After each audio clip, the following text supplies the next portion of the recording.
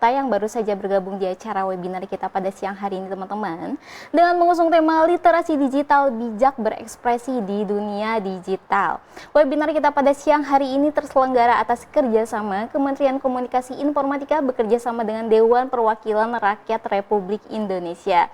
Tentunya nanti kita akan kedatangan keynote speaker dan dua narasumber yang sangat luar biasa. Ada keynote speech Ibu Mutia Hafid selaku politisi Partai Golkar sekaligus Ketua Komisi 1 DPR RI, dan dua narasumber juga, yakni ada Mas Muhammad Rapi Al-Fareji selaku pegiat literasi, dan ada Mas Nopri Apandi selaku jurnalis atau dosen praktisi. Izin teman-teman semua, sebelum memulai acara webinar saya akan memberitahukan tata tertibnya ya. Yang pertama nih, patut untuk diingati.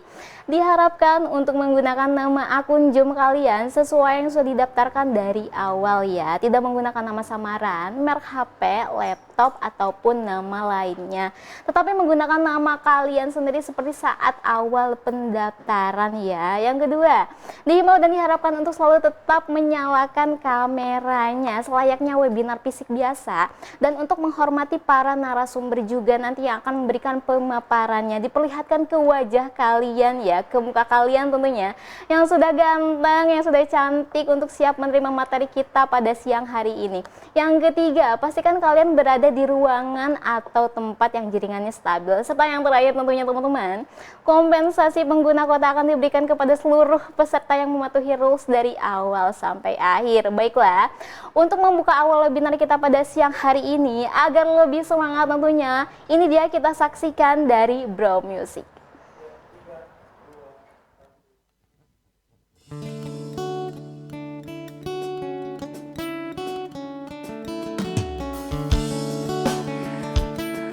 I'm not a perfect person. There's many things I wish I didn't do, but I continue learning. I never meant to do this thing to you. It's so I have to say before I go that I just want you to know I found a reason for me to change who I used to be, a reason to start over new, and the reason is you. I'm sorry that I hurt you. It's something I must live with every day, and all the pain I put you through, I wish that I could take it all the way and be the one who catches all your tears. That's why I need you to hear I found a reason for me to change who I used to be, a reason to start over new, and the reason is you. And the reason is you. And the reason is you. And the reason is you.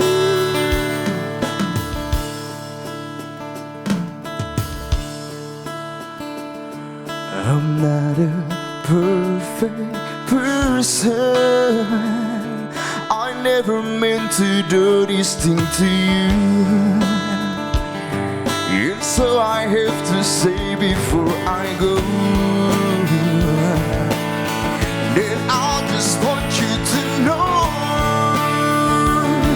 I found a reason for me to change who I used to be, a reason to start over new. reason is you. I found a reason to show a side of me you didn't know, a reason for all that I do, and the reason is you.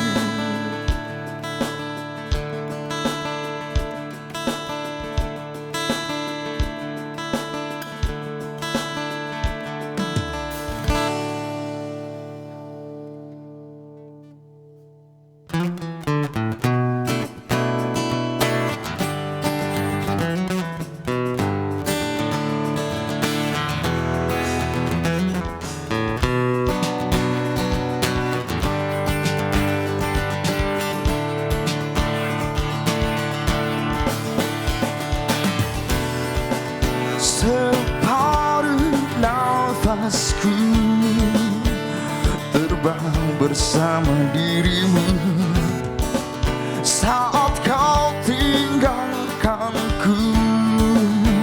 Salahkah ku, salahkah aku bila ku bukanlah seperti aku yang dahulu.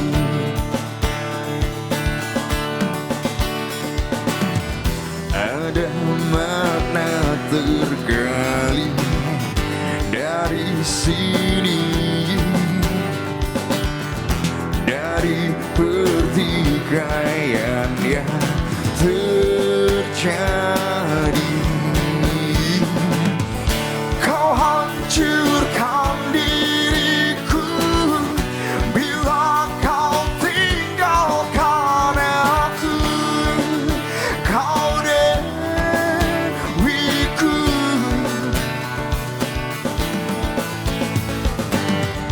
kembalilah padaku, bawa separuh nafasku. Kau dewiku,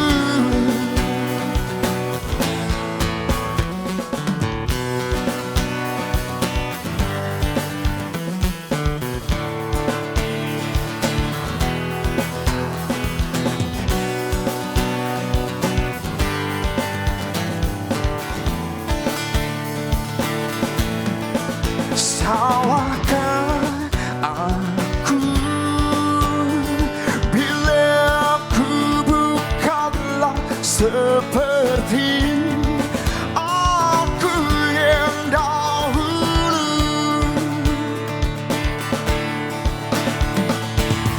Ada makna tergali dari sini, dari pertikaian yang terjadi. Kau hancurkan diriku bila kau tinggalkan aku. Kau dewiku,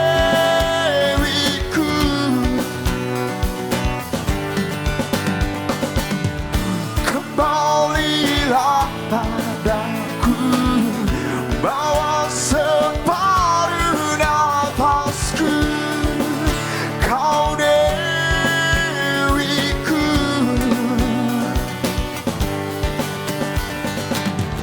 kau hancurkan diriku bila kau tinggalkan aku. Kau dewiku,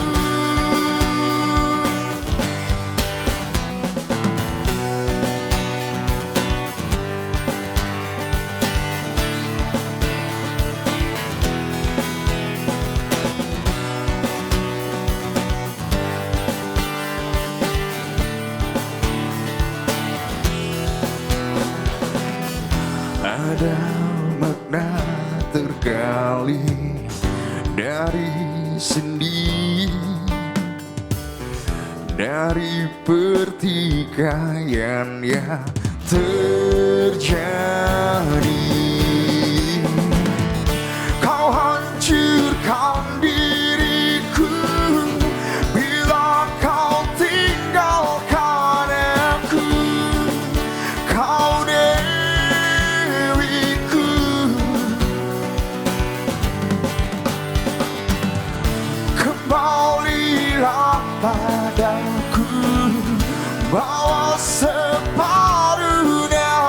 screw. Count every coup.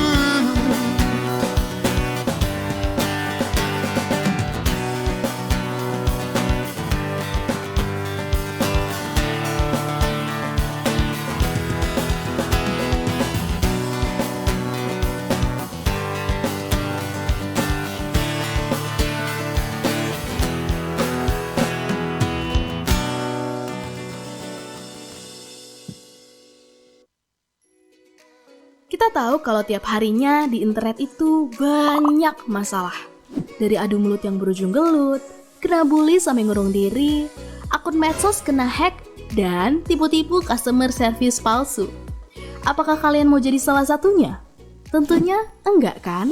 Makanya, inilah 4 jurus andal biar makin cakap digital. Buat mulanya, inilah jurus pertama.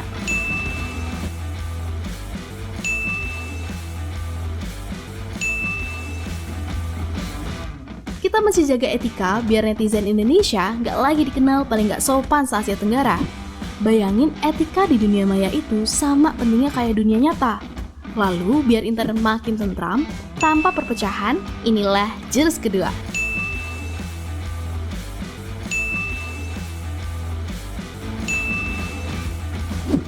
Terapin nilai-nilai Pancasila biar dunia maya nggak jadi medan perang. Saat dasar budaya kuat, kita jadi bisa menempatin dunia digital sampai maksimal.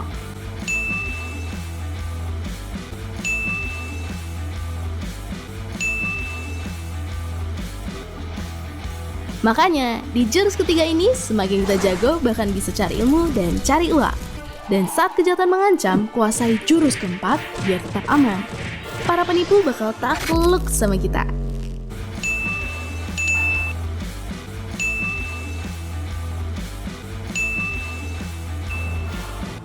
Jadi, siap untuk menguasain jurus-jurus biar cakap digital?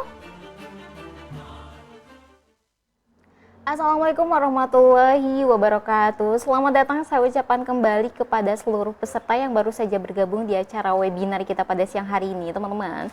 Dengan mengusung tema literasi digital bijak berekspresi di dunia digital. Izin teman-teman semua, nanti kita akan ada beberapa sesi, sesi apa sajakah itu? Ini ada sesi tanya jawab dan sesi sosial media challenge.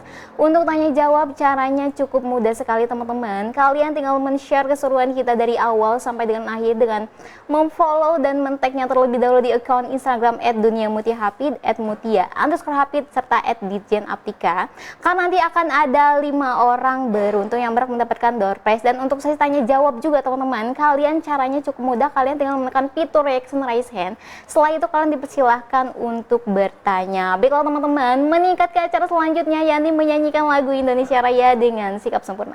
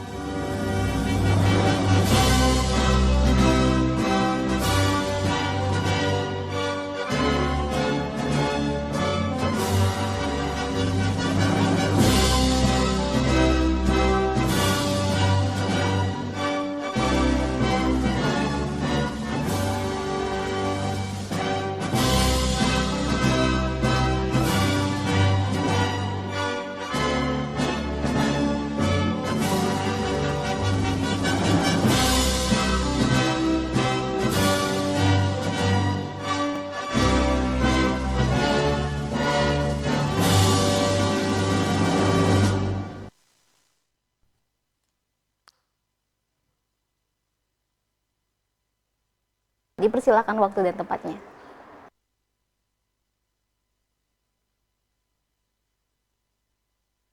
Assalamualaikum warahmatullahi wabarakatuh. Sebelum memulai acara webinar hari ini, marilah kita tundukkan kepala dan hati kita sejenak untuk bermunajat sekaligus mohon ampunan Allah Subhanahu wa taala. Semoga acara ini berjalan dengan baik dan lancar. A'udzubillahi minasyaitonirrajim. Bismillahirrahmanirrahim. Dengan mengucap puji dan syukur kehadirat-Mu atas segala rahmat dan karunia-Mu yang telah Engkau limpahkan kepada kami, pada para pemimpin kami, kepada masyarakat dan negara kami. Allahumma ya Allah ya Rabbana ya Karim, jadikanlah acara webinar pada sore hari ini sebagai ilmu yang bermanfaat, sebagai upaya kami untuk memberikan wawasan serta ilmu kepada seluruh peserta yang hadir. Ya Allah, acara ini ditujukan tidak lain hanya untuk memperoleh ridho-Mu semata. Untuk itu, berilah petunjuk dan bimbingan kepada kami, agar kami dapat menjalankannya dengan baik. Jadikanlah kami semua mengikuti webinar hari ini untuk menjadi bangsa yang unggul dan bermanfaat untuk diri sendiri, keluarga, masyarakat, bangsa dan negara. Ya Allah, Engkau telah menguji kami dengan kuasa-Mu, di mana kami harus tetap bersyukur dan berikhtiar untuk selalu tunduk dan patuh perintah-perintah-Mu, beriman dan bertakwa pada Allah Subhanahu wa taala. Ya Allah, tidak lupa juga kita mendoakan kakak kita semua, Kak Mutia Hafid. Murahkanlah, mudahkanlah, lancarkanlah setiap urusan sedang beliau lakukan dan yang akan beliau lakukan. Ya Allah, anugerahkanlah dan limpahkanlah kepada kami kesehatan, kekuatan, keikhlasan, lindungan dan bimbingan-Mu. Semoga Engkau mengabulkan doa kami, karena sungguhnya Engkau Tuhan yang Maha Pengasih dan Maha Penyayang. Rabbana atina fid dunya hasanah wa fil akhirati hasanah wa qina azabannar. Amin amin ya rabbal alamin. Alhamdulillahirabbil alamin. Wassalamualaikum warahmatullahi wabarakatuh. Waalaikumsalam warahmatullahi wabarakatuh. Amin amin ya robbal alamin. Tak henti-hentinya teman-teman, saya akan mengingatkan kembali untuk tata tertibnya nih. Yang pertama, diharapkan untuk menggunakan nama akun Zoom kalian sesuai yang sudah didaftarkan dari awal ya teman-teman. Yang kedua, dihimbau dan diharapkan untuk selalu tetap menyalakan kameranya. Yuk, untuk segera di-on-kan kameranya, diperlihatkan ke wajah kalian tentunya, tidak ke kaca, dinding, tembok ataupun yang lainnya, untuk menghormati para narasumber juga ya teman-teman. Di sini saya lihat masih ada beberapa peserta nih, sayang sekali yang belum menyalakan kameranya. Di sini ada beberapa atas nama Mbak Nardi, Mbak Yunita, Mbak Nisa. Yuk, untuk segera dinyalakan kameranya terlebih dahulu ya teman-teman. Karena kalau kalian tidak menyalakan kamera, mohon maaf, kompensasi tidak akan diberikan. Yang ketiga, pastikan kalian berada di ruangan atau tempat yang jaringannya stabil. Serta yang terakhir tentunya, kompensasi pengguna kuota akan diberikan kepada seluruh peserta yang mematuhi rules. Baiklah teman-teman, tak terasa nih saatnya kita sudah memasuki sesi diskusi. Di sesi diskusi kita kali ini kita akan mengawali dengan sebuah materi yang berjudul dengan literasi digital bijak berekspresi di dunia digital. Di sini saya akan dipandu oleh moderator kita tentunya yang sangat kece. Di sana atas nama Bang Laban. Halo, selamat siang. Apakah sudah terhubung di sana? Halo, selamat siang Mbak Afifa. Baik, Ya. selamat siang. Baik, saya persilakan waktu dan tempatnya ya. Ya, Assalamualaikum warahmatullahi wabarakatuh. Salam sejahtera untuk kita semua. Selamat siang teman-teman. Apa kabar teman-teman di sana? Ya, semoga selalu dalam keadaan baik ya teman-teman. Ya, pada kesempatan kita pada hari ini teman-teman, kita berada di webinar dengan mengusung tema literasi digital bijak berekspresi di dunia digital. Nah, tema ini sangat menarik nih teman-teman. Dan juga kita kehadiran dengan satu keynote speaker kita dan dua narasumber kita yang sangat luar biasa. Yaitu ada Ibu Mutia Hafid selaku politisi Golkar dan juga Ketua Komisi 1 DPR RI, lalu dengan narasumber Muhammad Rafi Alfarezi, beliau yaitu pegiat literasi dan Duta Genre Sumut 2020. Lalu narasumber yang kedua ada Nofri Afandi SIKOM, MIKOM, beliau juga selaku jurnalis dan dosen praktisi. Nah, sebelum kita memulai dengan pemaparan Ibu Mutia selaku keynote speaker kita, mari kita saksikan pemutaran video profil Ibu Mutia Hafid.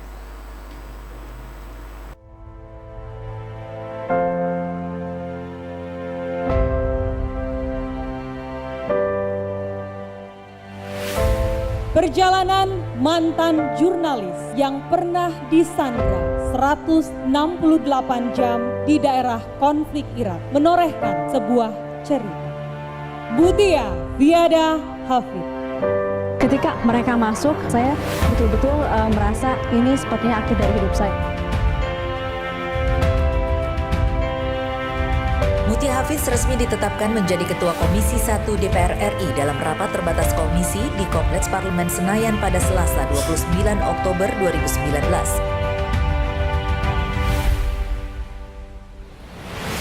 As a member of the People's Representative Council of the Republic of Indonesia,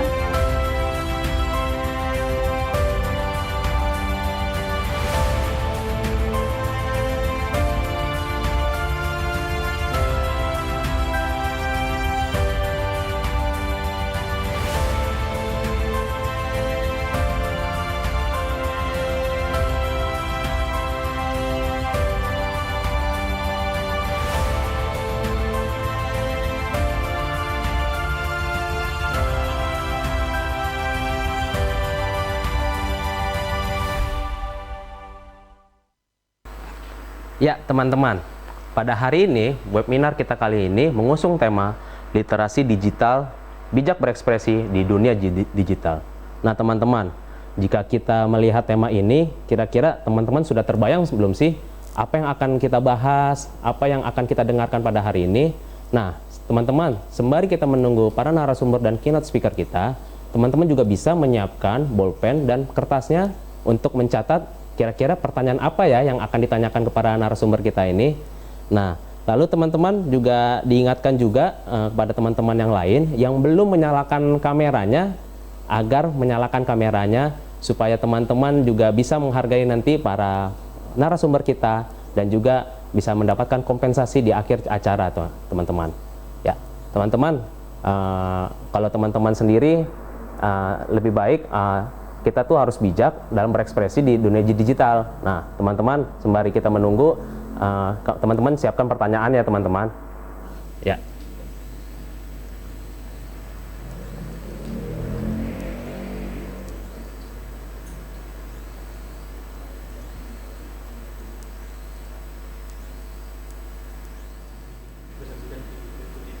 Ya, teman-teman, sebelum kita berbincang dan mendengarkan pemaparan dari para narasumber kita, mari kita saksikan video sebagai berikut. Internet adalah jaringan komunikasi elektronik yang menghubungkan berbagai perangkat atau gadget di seluruh dunia. Dengan internet, kita bisa mengakses banyak website, mulai dari website jual beli, website kursus online, sampai website baca komik. Nah, website itu tuh kayak rumah. Kalau mau menuju ke rumahnya, kita perlu alamatnya. Nah, alamatnya itu disebut URL. Dalam mencari informasi di internet, kadang kita tinggal cari di mesin pencarian sih ya, Google misalnya. Tapi tetap perlu hati-hati sob. Nggak semua yang kita temukan di mesin pencarian itu benar. Kalau dapat info dari sebuah website, usahakan cari website lain. Apakah informasinya sama? Misal lo baca berita di situs www.korankemarinsore.com. Kalau makan ubi rebus bisa menimbulkan pemanasan global. Nah, coba deh, cek deh di situs-situs lain, ada nggak informasi yang mendukung? Kalau informasinya dari situ doang, ya kita patut curiga sih. Nah, disitulah pentingnya berpikir. Jangan nerima mentah-mentah. Jangan sampai nih, kita pegang handphone pintar, tapi kitanya kagak pinter. Malu. Yuk, sharing sebelum sharing.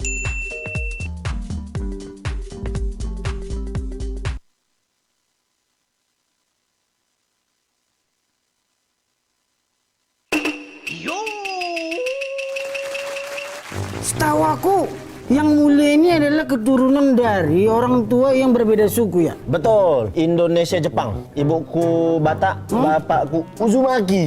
Kok kagak berarti? Kau tahu ini? Mantap kan? Kau sendiri? Kalau aku tuh, mamaku itu suku Jawa. Nah kalau bapak aku tuh suku dinas kebersihan.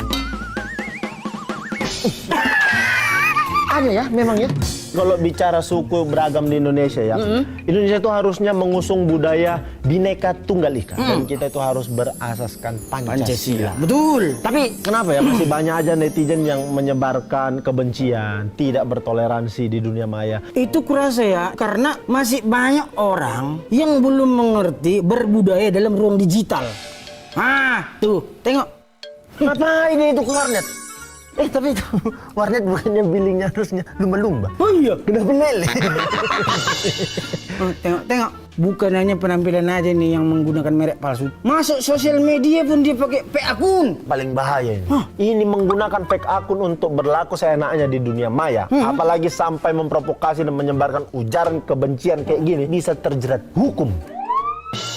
Dia kena liu-liu dia. Datang itu polisi. Panik nggak? Hah? Panik nggak? Panik lah. Masa enggak?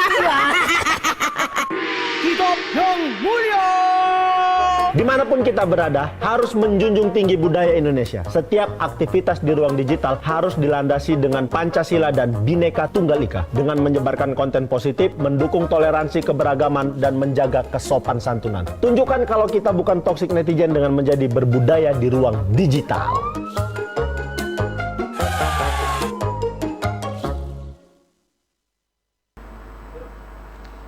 Ya teman-teman, pastinya teman-teman sudah nggak sabar kan mendengarkan pemaparan dari keynote speaker kita dan para narasumber kita. Oke, mari kita sambut dan kita sapa juga Ibu Mutia Hafid. Halo Ibu, selamat siang. Halo, selamat siang. Selamat siang Eben. Apa kabar Ibu? Baik.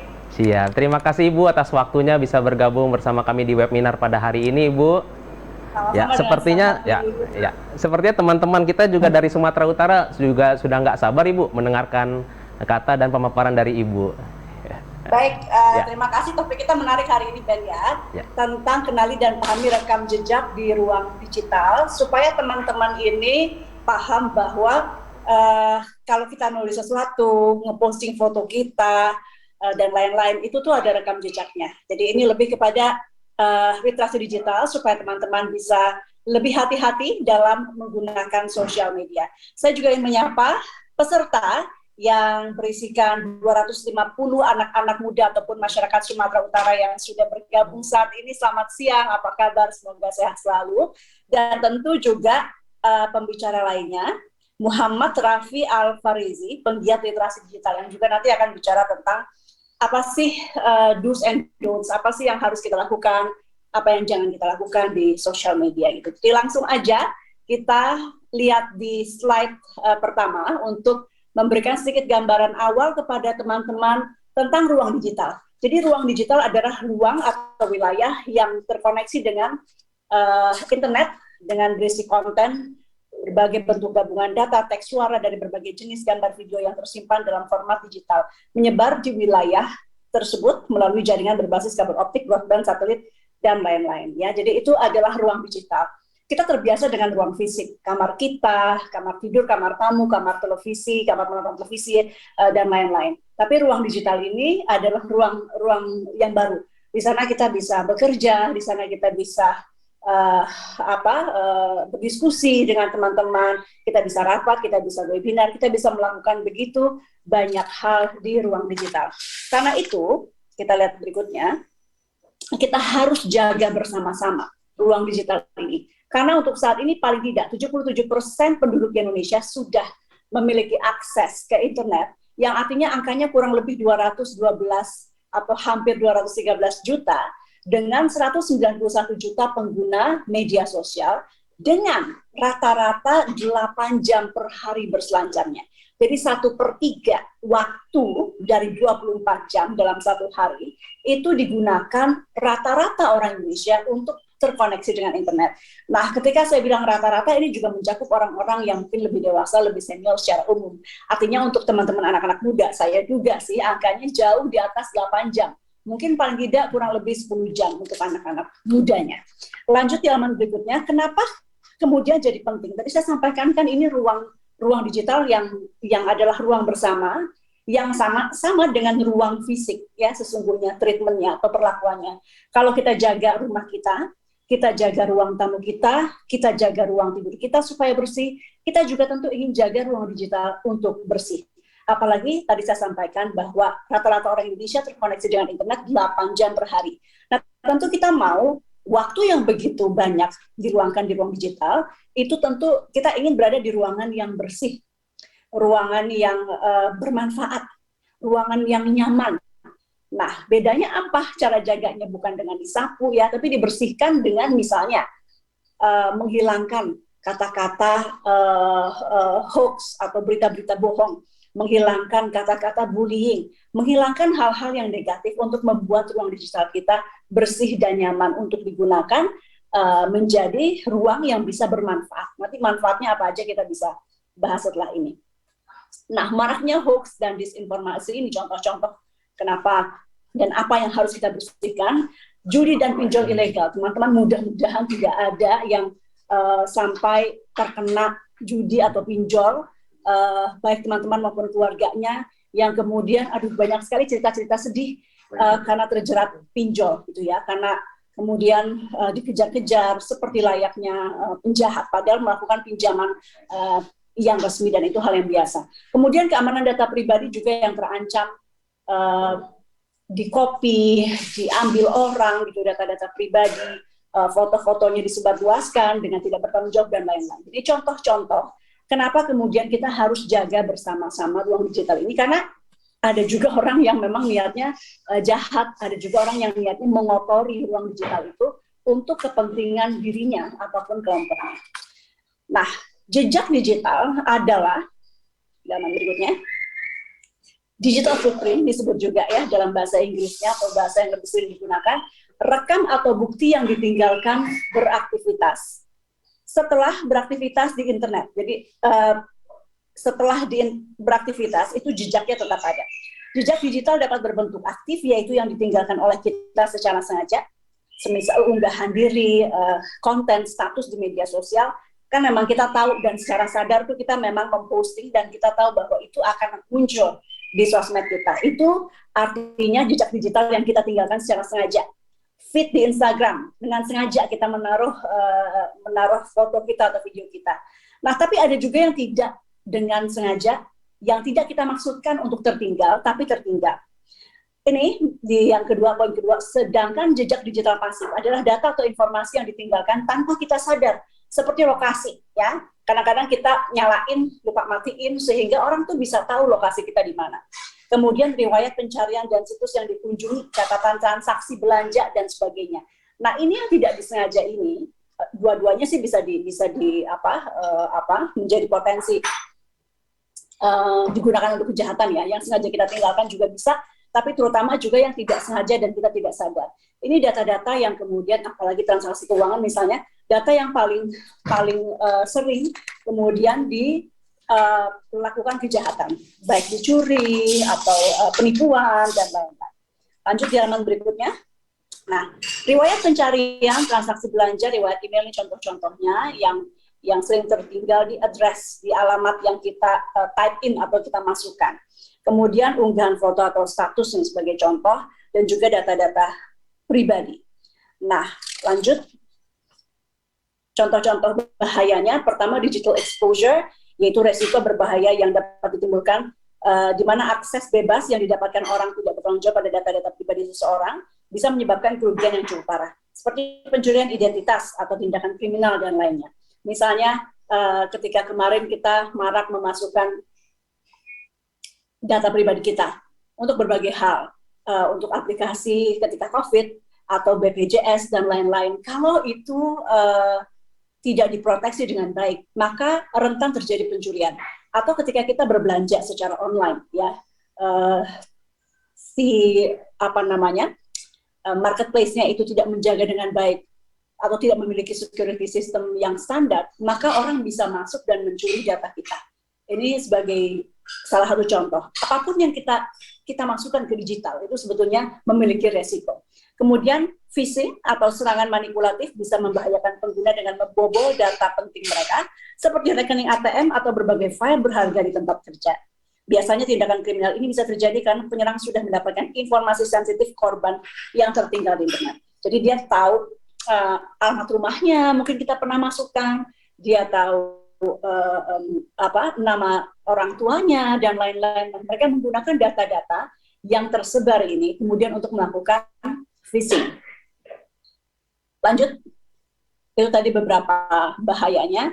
Ada banyak sekali, jadi cuma 2, tapi ada banyak sekali sesungguhnya, dan ini adalah beberapa cara yang paling sederhana untuk kemudian dilakukan untuk melindungi data-data kita. Yang pertama, rutin ganti password, ya. Yang kedua, tidak membuka link sembarangan. Jadi kalau ada dikirim terutama lewat WhatsApp, lewat SMS, itu sering banyak yang mengirimkan link-link, bukalah link ini, Anda bisa melihat ABCD gitu ya, tapi Anda nggak yakin, pengirimnya Anda nggak kenal, ya jangan dibuka ya, itu yang paling penting. Atau membuka hal-hal yang teman-teman tahu terlarang di internet, itu juga jangan dibuka, karena di situ biasanya ada tautan-tautan yang bisa mengcopy data-data teman-teman, terutama misalnya mereka minta dimasukkan data-data pribadi dan lain-lain. Sangat hati-hati dalam memberikan data pribadi. Kemudian aktivasi autentikasi 2 faktor atau 2FA, dan juga menjaga privasi, menjaga kerahasiaan password, PIN, dan hindari menunjukkan dengan sembarangan kepada orang lain. Lanjut di halaman berikutnya, do's and don'ts, kita akan lihat. Mari sehatkan ruang digital kita dengan juga memberikan jejak digital melalui konten-konten digital yang baik. Saya boleh ya kasih contoh diri sendiri ya. Tentu ini bukan menyombongkan, tapi mengajak teman-teman untuk mari mengisi ruang digital dengan hal-hal yang bagus. Ini contoh konten yang saya share. Saya akan coba jawab berbagai pertanyaan yang masuk, yang mohon maaf saya belum bisa jawab satu persatu, jadi saya buat video ini mudah-mudahan bisa menjelaskan. Pertama, pertanyaan yang paling banyak ditanyakan, kapan fit and proper test calon Panglima TNI Bapak Yudo Margono akan dilakukan oleh Komisi 1. Mungkin saya akan sampaikan dulu prosedurnya. Jadi ketika surat presiden dikirimkan ke DPR, ini di dalam ranah pimpinan DPR. Pimpinan DPR kemudian akan mengadakan rapim, Bamus, dan Bamus baru akan kemudian mengirimkan kepada komisi terkait, dalam hal ini Komisi 1. Nah, artinya Komisi 1 harus memiliki dasar tersebut untuk melakukan fit and proper test. Jadi mohon bersabar bagi teman-teman yang terus menanyakan apakah hari ini ataukah besok, karena Komisi 1 belum memegang dasarnya untuk melakukan fit and proper test. Karena itu kami cukup panjang, jadi kita sudahi. Itu contoh kita melakukan sharing informasi terkait hal yang publik ingin dapat informasinya. Jadi berbagi informasi adalah salah satu poin yang bagus, yang bermanfaat, tidak hanya bagi diri kita, tapi bagi orang banyak gitu ya. Kemudian ini contoh yang jangan ya mandi lumpur, ya kan kayaknya lumpur ya. Jadi mengajarkan orang hal yang salah demi viral gitu ya. Itu yang tentu kita jaga supaya hal-hal seperti ini jangan ada di ruang digital kita. Nah, lanjut di halaman berikutnya kita lihat pemerintah, dalam hal ini Menko Perekonomian Pak Erlangga Hartarto, menyampaikan digitalisasi merupakan pilar menuju Indonesia maju. Untuk mensukseskan program transformasi digital, dukungan dari masyarakat sangat diperlukan. Jadi nggak cuma pemerintah, nggak cuma kami di DPR, tapi masyarakatnya juga harus bersama-sama, terutama dalam hal untuk menjaga ruang digital yang baik. Karena penggunanya tuh kita semua. Meskipun DPR mengeluarkan undang-undang, meskipun pemerintah mengeluarkan peraturan-peraturan, tapi yang 8 jam per hari menggunakan internet, mengakses internet adalah kita. Jadi kitalah yang paling utama menjaga keamanan kita di internet dan internet yang bijak. Sebagai contoh, banyak aturan bahwa tidak boleh mencuri, tidak boleh masuk ke rumah orang, dan lain-lain. Tapi ketika yang punyanya tidak menjaga rumahnya, kelihatan kotor, tidak ditempati, tidak dikunci, nah, tentu orang akan merasa aman atau bisa untuk masuk ke daerah yang bukan ranah dia. Jadi itu yang tadi saya sampaikan, meskipun kita buat undang-undang dan peraturan-peraturan, tetap penggunanya lah yang paling utama untuk mengamankan ruang digital tersebut. Oke, lanjut di halaman berikutnya. Ada yang bersin. Ya, sebagai Komisi 1 kami berkomitmen untuk pertama dengan diundangkannya RUU PDP, perlindungan data pribadi, kita tentu ingin ada perlindungan data yang lebih baik untuk masyarakat. Kemudian kita juga mendukung di poin 2 segala langkah terobosan pemerintah dalam konteks revitalisasi sosial media di era disrupsi digital sehingga tercipta ekosistem digital yang sehat dan inklusif. Jadi aturan-aturan, dibuat peraturan-peraturan bagaimana, misalnya nih contoh, kalau dulu platform tidak bisa dikenakan sanksi terhadap konten-konten yang mungkin berbau sara, berbau adu domba, dan lain-lain. Nah, ini sedang kita atur bagaimana supaya platform seperti misalnya Facebook, Google, itu tidak boleh cuma hanya menayangkan saja, tapi juga bertanggung jawab untuk melihat apakah isinya ini mengandung sara, apakah isinya ini mengandung kebencian, ujaran-ujaran kebencian, dan lain-lain. Kemudian yang terakhir, Komisi 1 mendorong Kemkominfo untuk melakukan orkestrasi komunikasi publik yang melibatkan pemerintah pusat, daerah, serta membangun pengelolaan komunikasi publik yang efektif. Kurang lebih seperti itu, Eben, beberapa hal yang kita lakukan di Komisi 1, tapi tentu salah satu bentuk utamanya Sebagai contoh konkretnya adalah yang kita lakukan hari ini. Jadi ini program Komisi 1 dengan DPR RI, dengan Kemkominfo untuk melakukan literasi digital, berbicara dengan sebanyak mungkin anak-anak muda dan masyarakat untuk paham digital dan mengajak kita semua untuk kemudian lebih bijak menggunakan sosial media, lebih hati-hati, lebih menggunakannya untuk hal-hal yang manfaat. Apalagi di Sumatera Utara itu bagus sekali, konten kreatornya bagus-bagus, UMKM digitalnya juga bagus. Jadi ada banyak sekali hal yang bisa kita lakukan di internet, di sosial media, dan itu perlu menjadi prioritas sambil kita bersih-bersih yang hal-hal yang buruk kita hilangkan. Demikian mungkin dari saya. Terima kasih. Billahi taufiq wal hidayah. Wassalamualaikum warahmatullahi wabarakatuh. Waalaikumsalam. Terima kasih Bu Mutia atas pemaparannya. Nah, teman-teman, berarti bisa dibilang teman-teman ini harus lebih berhati-hati loh di dunia internet dan di dunia digital ini. Karena memang apa yang kalian lakukan itu semua terekam dan ada rekam jejak digitalnya. Jadi lebih hati-hati ya teman-teman. Ya, terima kasih kepada Ibu Mutia Hafid selaku Ketua Komisi 1 DPR RI dan juga selaku politisi Partai Golkar yang juga telah menyempatkan waktunya di tengah kesibukan yang padat ya Bu. Terima kasih. Ya, teman-teman, merujuk ke narasumber selanjutnya. Narasumber kita yaitu ada Muhammad Rafi Alfarezi. Beliau selaku pegiat literasi dan Duta Genre Sumut Indonesia Sumut 2020. Nah, teman-teman, beliau akan membahas nih lebih dalam lagi dan teman-teman diharapkan lebih bisa menyiapkan pertanyaan ya teman-teman untuk para narasumber karena nanti para narasumber akan menjawabnya dengan baik. Ya, langsung saja mari kita sapa ada Bang Muhammad Rafi Alfarezi. Selamat siang, Bang. Selamat siang. Ya, apa kabarnya, Bang? Baik-baik, alhamdulillah. Oke, Bang. Silakan, Bang, dengan teman-teman kita dari Sumatera Utara lebih dari 200 orang, Bang. Baik, bismillahirrahmanirrahim. Assalamualaikum warahmatullahi wabarakatuh, teman semua. Alhamdulillah, Saudara Muhammad Muhammad. Tentunya luar biasa sekali atas kesempatan yang diberikan kepada saya pada siang hari ini, teman-teman. Dan saya mohon maaf sekali karena hari ini kebetulan saya masih ada di bandara karena saya sedang ada perjalanan selagi ada di Bali. Setelah ini akan saya lanjut ke Surabaya lalu akan kembali ke Balikpapan, Masya Allah. Tentunya sama kita hormati Ibu Mutia Hafid. Beliau merupakan Ketua Komisi 1 DPR RI. Masih muda sekali, luar biasa sekali Ibu Mutia bisa menjadi ketua komisi ya dan mewakili Sumatera Utara juga. Saya senang sekali. Dan tentunya kita patut apresiasi atas acara pada siang hari ini dari Kementerian dari Kominfo dan juga DPR RI Komisi 1 tentunya. Teman-teman tadi sudah dibahas sebenarnya mengenai digital footprint yang hari ini akan saya bahas juga. Tapi tadi sudah cukup banyak di skill sama Ibu Mutia Hafid. Jadi kayaknya saya hari ini nggak perlu banyak ngomong ya karena tadi Ibu Mutia Hafid juga sudah banyak menjelaskan mengenai digital footprint. Tapi teman-teman boleh ditampilkan slide saya. Ada satu hal yang perlu kita bahas hari ini mengenai digital footprint. Next slide boleh. Sebelumnya kita kenalan dulu, nama saya Rafi Alfarezi teman-teman dan saya dari Binjai Sumatera Utara, jadi salam dari Binjai semuanya. Ya semoga teman-teman suatu waktu bisa hadir ke Binjai.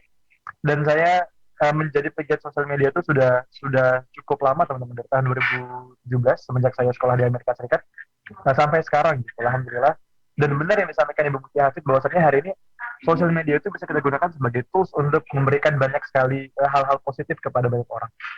Dan hari ini saya masih muda sekali teman-teman, kelahiran tahun 2000. Mungkin teman-teman ada yang seusia saya dan ngomongin era digital, ngomongin sosial media itu ngomongin satu hal yang sifatnya anak muda sekali. Boleh di next slide. Baik teman-teman, saya pengen ngucapin selamat datang ya atau welcome pada era revolusi industri 5.0 di mana hari ini sebelumnya kita sudah memasuki era revolusi industri 4.0. Hari ini kita masuk ke era revolusi industri 5.0 di mana 5.0 ini manusia menjadi sentra peradaban. Artinya ketika satu negara ingin memiliki peradaban baru yang lebih baik, maka manusianya yang diperbaiki, sumber daya manusianya yang dibagusin kualitas.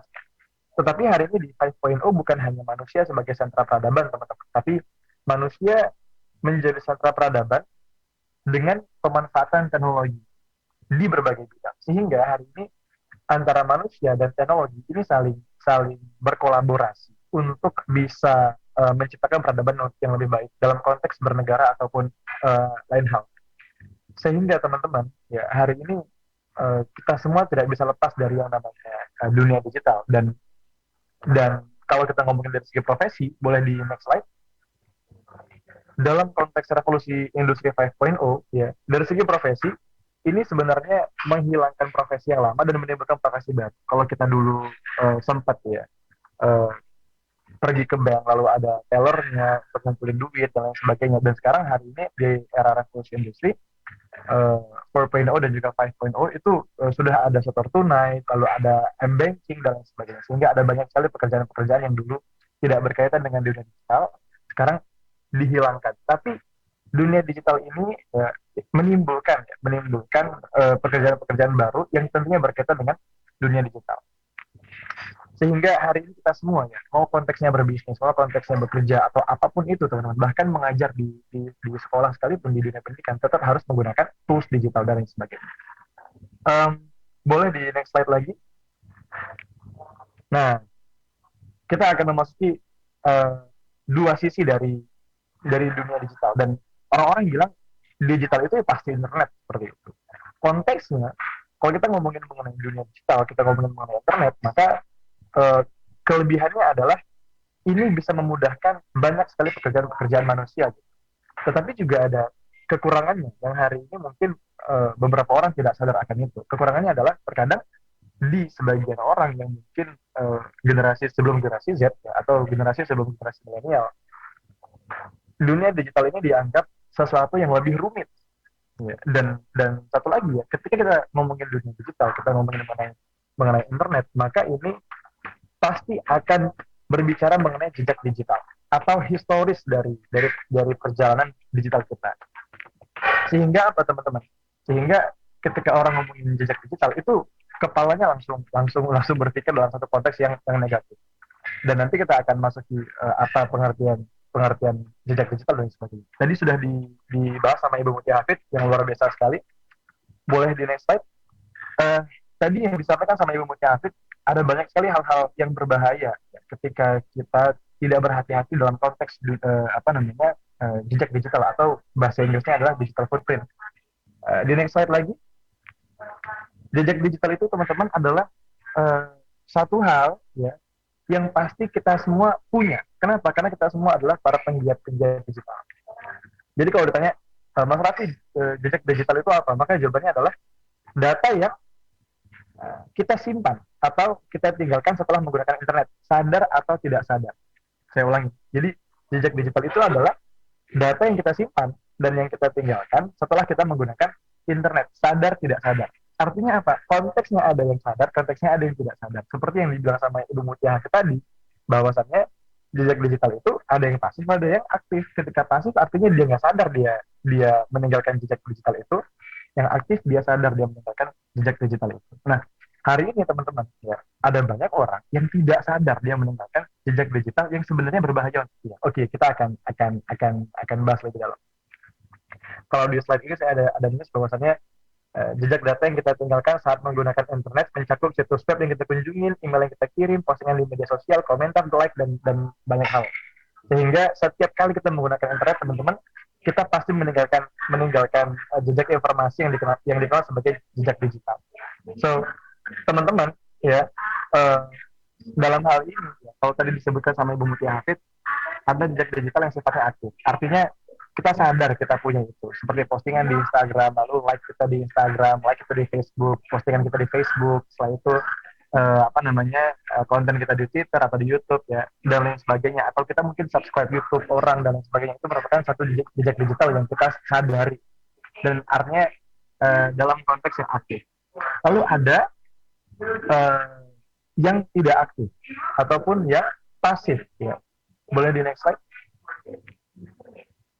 Di next slide sekali lagi. Di next slide sekali lagi. Sekali lagi. Nah, ini dia. Jadi ketika ngomongin yang pasif teman-teman ya, ini terjadi ketika ada satu situs web yang mengumpulkan informasi tentang informasi-informasi mengenai si pengguna itu. Misalnya teman-teman ya, kadang-kadang kita buka satu website, lalu ada tulisannya terima cookies atau accept cookies gitu untuk membuka website ini. Nah, ternyata teman-teman dengan kita mencet si accept cookies itu tanpa kita sadari, mereka bisa akses segala informasi mengenai kegiatan digital kita. Bahkan di dunia startup saya sempat belajar ya sama teman-teman di dunia startup, kita bisa detect tuh hari ini teman-teman ngelihat sosmed apa, lalu buka produk apa, lalu berapa lama ngelihat produk itu, lalu lihat postingan ini berapa lama. Makanya konsep seperti kalau di TikTok ada namanya FYP, kalau di Instagram ada namanya Reels, lalu kalau misalnya ada lagi di YouTube ya, di YouTube itu misalnya apa yang sering kita tonton, maka suggestions-nya atau saran yang keluar tuh hampir sama dengan apa yang sering kita tonton, sama seperti dengan TikTok ya. Kalau kita misalnya sering buka konten-konten mengenai mandi lumpur, maka itu ntar FYP juga mandi lumpur. Kalau misalnya kita di Instagram sering bukanya informasi mengenai sepak bola misalnya atau olahraga, maka yang muncul juga di eksplornya kita adalah ataupun di FYP-nya kita adalah konten sepak bola atau konten olahraga. Nah, itu adalah termasuk bagian dari mereka-mereka yang memiliki akses ya, untuk bisa mengakses sistem digital kita secara pasif tanpa kita sadari. Ketika kita di Instagram, kalau kita sign up atau daftar Instagram, lalu kita ada setuju akan syarat dan ketentuan Instagram. Kan kita nggak pernah baca tuh apa syarat dan ketentuan Instagram, sehingga mereka bisa akses. Ya. Dan bahkan kemarin saya sempat ada nonton video mengenai TikTok, sehingga di TikTok itu saat kita setuju akan syarat dan ketentuan dari TikTok, maka TikTok bisa mengakses apapun itu yang kita buka dalam konteks internet seperti itu. Jadi itu merupakan jejak digital pasif. Dan teman-teman, jejak digital ini sifatnya permanen.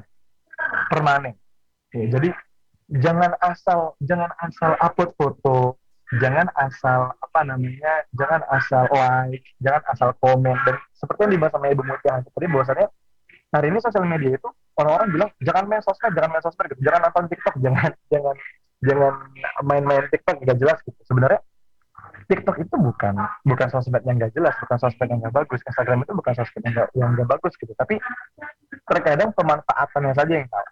Karena bagi saya itu sosial media itu sama seperti pisau tuh. Pisau itu kan kalau dibuat untuk motong-motong cabai, motong bawang gitu ya, motong sayur-sayuran, itu menjadi hal yang baik. Tapi ketika digunakan untuk hal yang salah, misalnya untuk dalam tanda kutip ya, ngebacok orang gitu atau lain-lain sebagainya, hal negatif, maka akan menjadi salah.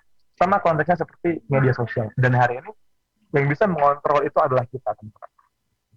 Ketika kita hari ini pengen dicerdaskan, maka tontonlah sesuatu yang cerdas. Ketika kita hari ini pengen menjadi orang yang pintar, maka tontonlah sesuatu yang memintarkan. So teman-teman, hari ini pemerintah sudah bekerja seaktif mungkin dan seproduktif mungkin untuk menciptakan banyak sekali aturan-aturan dan juga program-program untuk bisa mengedukasi kita semua mengenai itu, termasuk acara kita pada siang hari ini. Sehingga apa teman-teman, diharapkan acara kita hari ini bisa menyadarkan kita semua bahwasanya pertama, bijak bersosial media. Terus yang kedua, pahami bahwasanya jejak digital itu adalah sesuatu yang sifatnya permanen. Selama internet masih ada, selama dunia digital masih ada, maka itu sifatnya tetap akan ada di situ. Dan teman-teman, ya, boleh di slide sebelumnya, kalau ngomongin mengenai jejak digital, teman-teman, ya, orang-orang nanya, jadi jejak digital itu berbahaya? Belum tentu, teman-teman. Hari ini ada banyak sekali organisasi, ada banyak sekali perusahaan-perusahaan ketika dia ingin merekrut karyawannya, ingin merekrut timnya, ingin merekrut orang untuk bekerja sama dengannya, maka dia akan melihat jejak digitalnya dulu. Bahkan sekarang, saya jumpa orang itu, saya bukan lagi tukaran kartu nama, karena itu sudah tua lah, sudah bukan zamannya lagi. Kalau kita hari ini kenalan sama orang, yang kita lakukan adalah tukeran Instagram, sehingga dia bisa mempelajari kita bisa mempelajari dia. Dan itu kejadian, teman-teman. Sehingga kalau ditanya apakah jejak digital berbahaya, sebenarnya tergantung bagaimana kita memahami si jejak digital ini. Ketika kita paham bahwasannya tadi jejak digital ada dua, ada pasif, ada aktif. Yang aktif ini kita bisa manfaatkan sebagai konteksnya branding. Contoh misalnya di Instagram itu kalau bagi saya adalah tools branding. Orang hari ini mau kenal kita, orang hari ini mau kenal Raffi Alvarezi, dia akan buka Instagramnya Raffi Alvarezi kegiatannya apa, setelah itu mungkin pernah ngisi seminar di mana, setelah itu mungkin orang-orang di sekitar siapa saja seperti itu. Sehingga itu bisa menjadi nilai reputasi sendiri. Ya, bisa menjadi satu reputasi yang dipertimbangkan dengan orang-orang lain. So berbahayanya ketika kita tidak sadar bahwasannya informasi pribadi kita yang tersebar luas. Contoh, ini pernah kejadian sama saya. Saya pernah ngisi satu seminar di satu kota, saya lupa kota apa, tapi tiba-tiba saya nggak tahu si website ini dari mana. Saya cek di Google nama saya, Raffi Alvarezi. Ada satu website, saya nggak perlu sebutin websitenya apa, dan di website itu isinya adalah mengenai data pribadi saya, mulai dari nama, tanggal lahir, alamat, bahkan nomor telepon dan email juga dimasukin. Itu saya marah dan saya sempat calling pihak websitenya, nggak direspon. Jadi mungkin ada keteledoran saya terhadap menyebarkan informasi gitu. Karena selama ini saya kalau menyebarkan informasi pribadi itu palingan hanya untuk pegangan saat seminar saja. Saya nggak tahu apabila panitianya memberikan kepada orang-orang yang tidak bertanggung jawab. So artinya teman-teman hari ini pahamilah jejak digital yang baik. Setelah itu pahamilah bahwasannya teman-teman hari ini ada di era revolusi industri. Semuanya berkaitan dengan digital, semuanya berkaitan dengan internet dan lain sebagainya. Dan coba manfaatkan tools internet kita untuk pertama menambah kapasitas diri, kualitas diri, dan kita manfaatkan hari ini ya internet kita untuk menjadi satu hal yang bisa membuat diri kita lebih baik. Boleh di next slide mungkin terakhir, karena saya tadi sudah disampaikan satu menit lagi. Baik, your data is yours, so take care of it. Ya, jadi data teman-teman adalah data Anda sendiri. Jadi cobalah diperhatikan, cobalah dijaga. Jangan biarkan orang-orang yang tidak bertanggung jawab mengetahui mengenai itu. Karena tadi sempat disebutkan sama Ibu Mutia Hafid, ada phishing dan lain sebagainya yang hari ini bisa memanipulasi orang-orang sehingga bisa terjadi penipuan. So, teman-teman, itu aja mungkin yang dapat aku sampaikan. Terima kasih banyak atas kesempatannya dan semoga kita bisa menjadi generasi-generasi emas dan generasi-generasi Indonesia yang benar-benar menciptakan Indonesia menjadi Indonesia emas 2045. Terima kasih banyak ya. Izin. Assalamualaikum warahmatullahi wabarakatuh. Waalaikumsalam. Terima kasih Bang Muhammad Raffi Alvarezi selaku pegiat literasi dan Duta Genre Sumut 2020. Nah teman-teman, perlu diingat jejak digital itu permanen loh teman-teman. Jadi kita harus lebih berhati-hati dalam bertindak atau dalam browsing di dunia digital. Nah lalu teman-teman, sudah nggak sabar juga, kita juga langsung ke narasumber kita yang kedua, yaitu ada abang kita, Bang Nofri Afandi, SIKOM, MIKOM. Beliau juga selaku jurnalis dan dosen praktisi. Halo Bang, selamat siang Bang.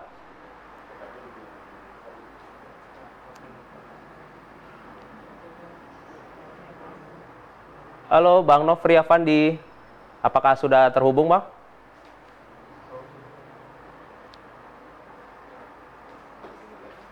Ya teman-teman, selagi kita menunggu narasumber kita yang kedua, perlu diingat lagi nih teman-teman yang belum menyalakan kameranya, harap menyalakan kameranya teman-teman, supaya teman nanti bisa bertatap muka secara langsung, secara digital, dan juga bisa mendapatkan kompensasinya teman-teman. Dan juga teman-teman juga perlu diingat, jika ada yang nanti ingin menyampaikan pertanyaan, setelah ini kita akan memasuki sesi tanya jawab, tapi teman-teman persiapkan dulu pertanyaannya teman-teman. Ya, selamat siang Bang Nofri Afandi. Selamat siang. Ya, apa kabarnya Bang? Baik, Alhamdulillah. Alhamdulillah. Oke Bang, teman-teman kita mungkin udah nggak sabar mendengarkan pemaparan dari Abang. Dipersilakan tuh Abang. Ya. Siap, terima kasih. Saya share screen dulu ya.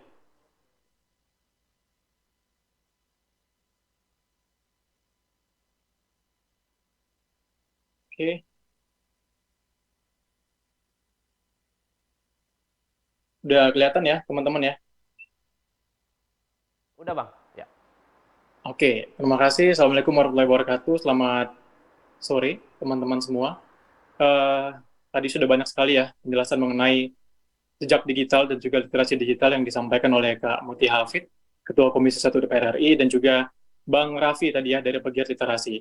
Baik, sebelumnya perkenalkan saya Nofri Afandi, Saya merupakan seorang jurnalis juga, dan sekarang seorang dosen praktisi juga. Jadi ini teman-teman yang mungkin belum tahu saya bisa dilihat di layar ya, berbagai macam pengalaman dan juga biodata saya. Oke? Oke. Sebelumnya izin Mbak Mutia dan juga Bang Raffi, saya akan menyampaikan beberapa materi di sini. Kelihatan nggak?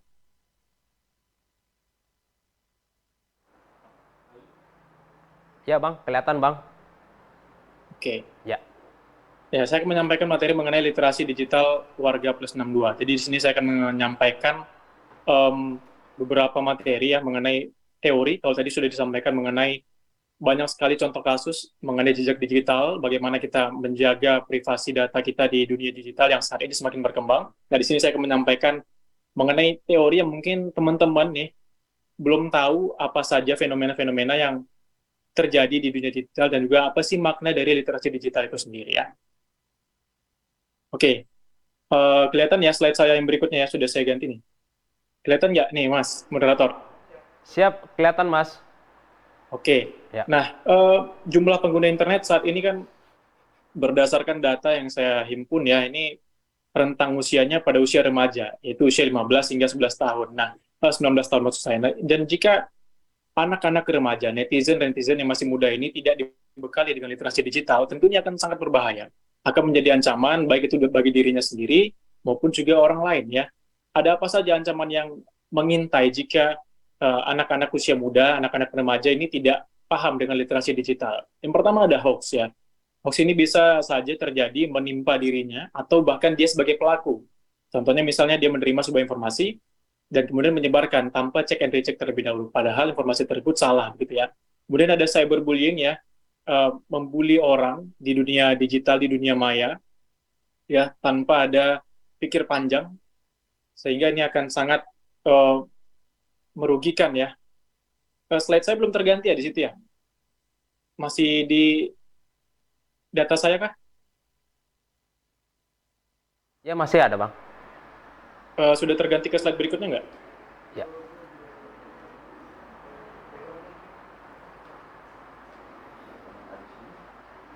Terganti nggak slide berikutnya kira-kira? Belum ya? Oh oke, saya sudah ngirim juga sama panitia. Mungkin panitia bisa dari sana aja PowerPoint-nya.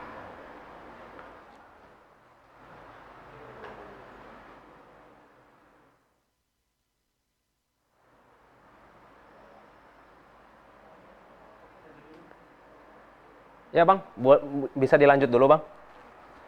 Oke. Sembari kita menunggu, siap. Oke, siap.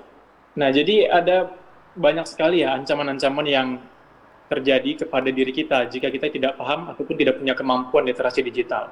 Pertama tadi hoax ya, kemudian cyberbullying, kita tanpa pikir panjang membuli orang di dunia maya, baik itu melalui kolom komentar di postingannya atau bahkan langsung mengirimkan pesan ke akun sosial medianya. Nah, kemudian ada apa lagi? Ada online radicalism. Nah, ini sedang marak-maraknya ya di dunia di digital ya, di media sosial, paham-paham radikal yang kita tidak tahu sumbernya seperti apa, namun karena ini sering muncul di media sosial dan bahkan mungkin banyak orang yang belum mengerti dan merasa bahwa paham tersebut benar, sehingga mereka merasa tertarik dan ikut terjerumus dalam paham radikal tadi ya, begitu ya. Kemudian ada pornografi. Pornografi tentu teman-teman sudah tahu ya, banyak sekali konten-konten pornografi yang berseliweran di dunia maya, di dunia digital. Dan ini tentunya sangat berbahaya, apalagi bisa diakses oleh anak-anak yang usianya dapat dikatakan masih belum cukup umur. Jadi ini sangat berbahaya. Kemudian ada apa lagi? Ada perjudian. Perjudian, wah ini saya sudah nggak usah kasih tahu ya apa saja ya, ada banyak sekali ya, judi bola, kemudian ada yang lagi marak-maraknya sekarang mungkin dapat dikatakan juga skater, nah segala macamnya itu juga termasuk sedang marak-maraknya dan itu tidak boleh dilakukan ya. Kemudian ada human trafficking. Nah ini juga banyak terjadi, bagaimana orang memperdagangkan manusia melalui dunia digital, baik itu melalui website ataupun melalui sosial media. Mungkin teman-teman pernah tahu ya kemarin bukan saja human trafficking, bahkan penjualan organ tubuh ini sudah dilakukan oleh anak-anak yang masih di bawah umur. dia tertarik dengan tawaran-tawaran di dunia maya, kemudian menculik anak dan membunuhnya. Namun karena nggak pandai untuk melakukan membelah organ tubuh ataupun bisa dikatakan ginjalnya, jadi dia tidak jadi melakukan itu. Nah, dan berhasil ditemukan oleh pihak kepolisian. Sehingga ini sangat berbahaya sekali jika anak-anak usia remaja ini tidak dibekali dengan literasi digital. Kemudian ada fraud, ya, penipuan. Ini juga marak, nanti saya akan berikan contohnya. Karena saya seorang jurnalis juga, saya akan memberikan contoh media-media pemberitaan mengenai kejadian-kejadian kejahatan di media sosial. Nah, ada apa lagi? Ada piracy. Piracy atau pembajakan. Ini juga kerap terjadi, ya. Ini bukan saja terjadi pada saat ini, tapi juga sejak beberapa tahun belakangan, ya.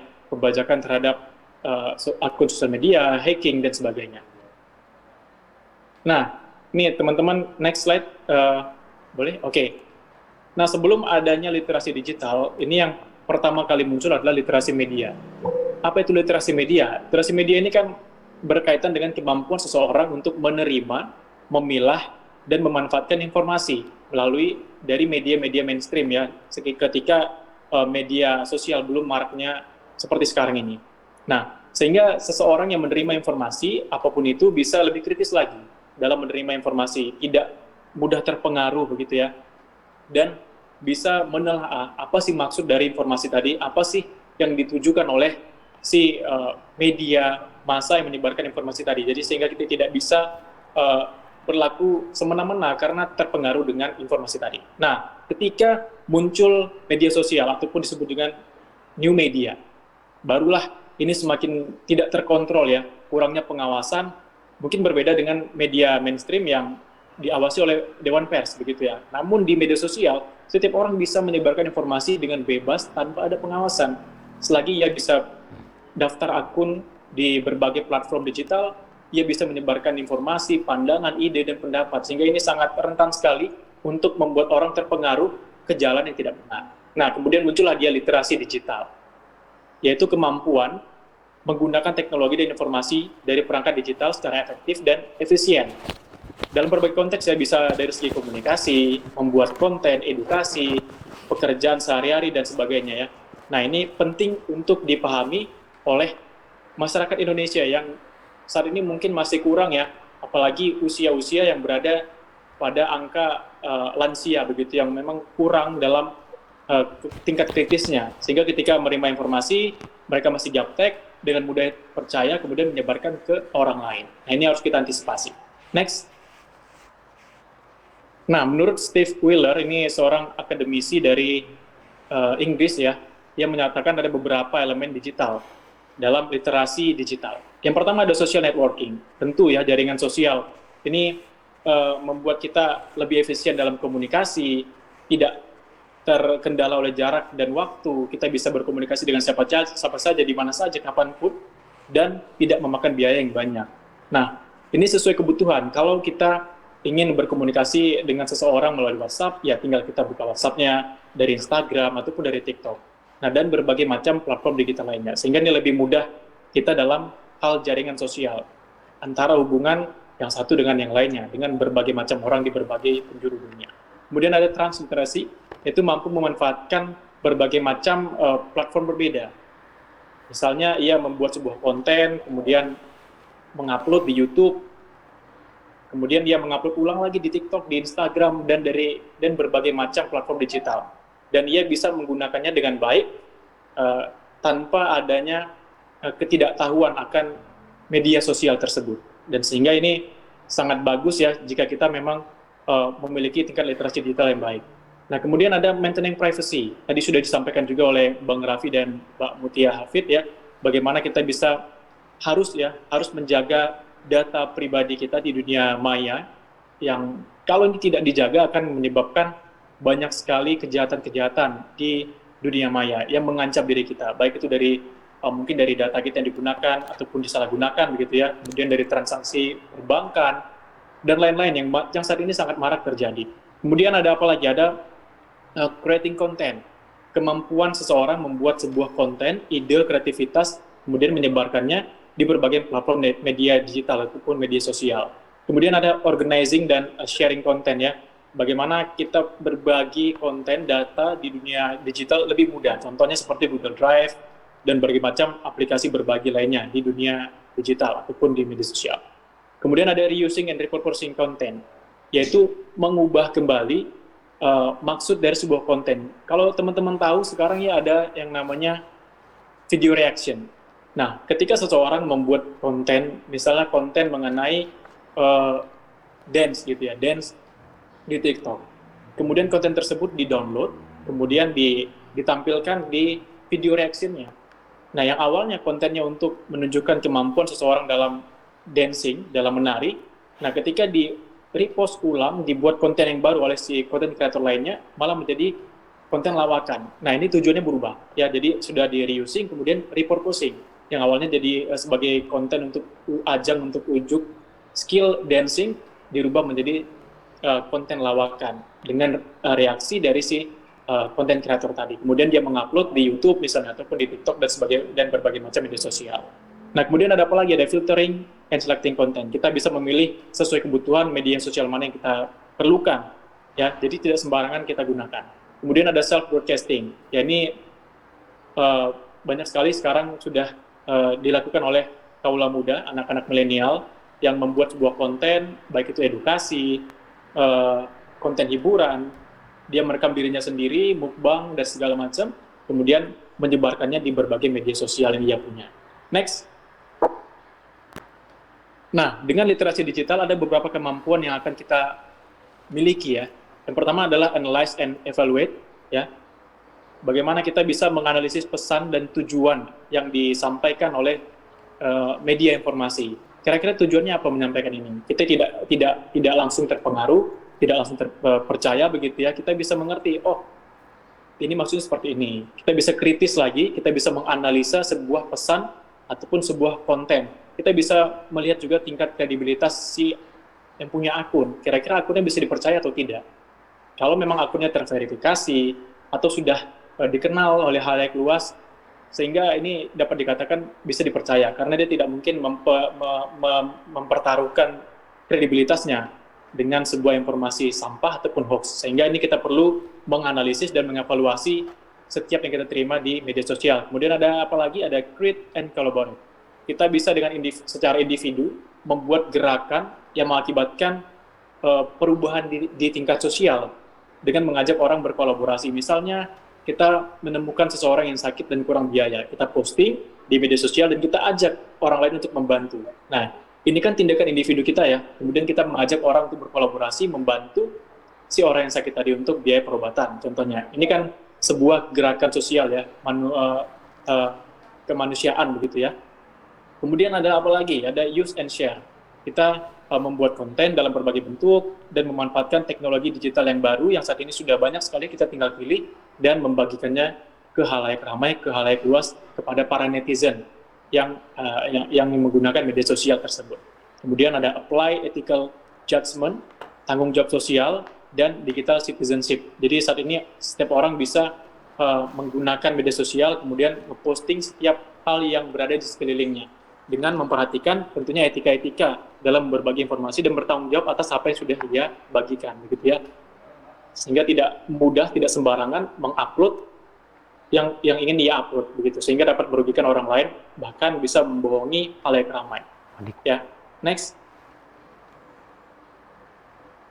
Nah, dalam dunia digital, dalam literasi digital, kita akan mendapatkan yang namanya proteksi, ataupun safeguard ya. Bagaimana kita harus melakukan perlindungan data pribadi, mulai dari nomor telepon, tadi sudah disampaikan ya, Bang Raffi Kecolongan tadi, ada sebuah website yang mengupload, memaparkan biodata pribadinya. Tentu ini sangat merugikan dia ya, karena ini bisa disalahgunakan, apalagi Bang Raffi merupakan sosok yang cukup terkenal di dunia maya, di media sosial. Kemudian ada apa lagi? Ada keamanan daring ya, penyimpanan data-data, keamanan belanja online, transaksi perbankan, ini kerap terjadi ya. Tadi bagaimana kita berbelanja di berbagai macam marketplace, kemudian tidak sesuai barangnya. Kita marahkan siapa? Kurirnya, itu salah. Karena apa? Kurir hanya bertugas sebagai pengantar. Tentu urusan kita kepada si penjual yang mungkin sudah hilang jejak, dia memblokir kita, sehingga kita tidak bisa meminta pertanggungjawaban. Nah, ini perlu kita proteksi diri kita dengan berbagai macam kemampuan ini. Kemudian ada privasi individu, ideologi, riwayat keluarga, kemudian mengekspos bagian tertentu. Ya, ini perlu kita lakukan agar tidak terjadi hal-hal yang tidak diinginkan terhadap diri kita. Jadi kita perlu memproteksi diri kita di dunia digital ataupun dunia maya. Next, ada hak-hak yang kita dapatkan ya di dunia digital ya. Yang pertama adalah kebebasan berekspresi. Kita bebas menyampaikan ide, pendapat tanpa menyebarkan hoax, fitnah, kebencian, dan sara. Ini yang paling penting ya.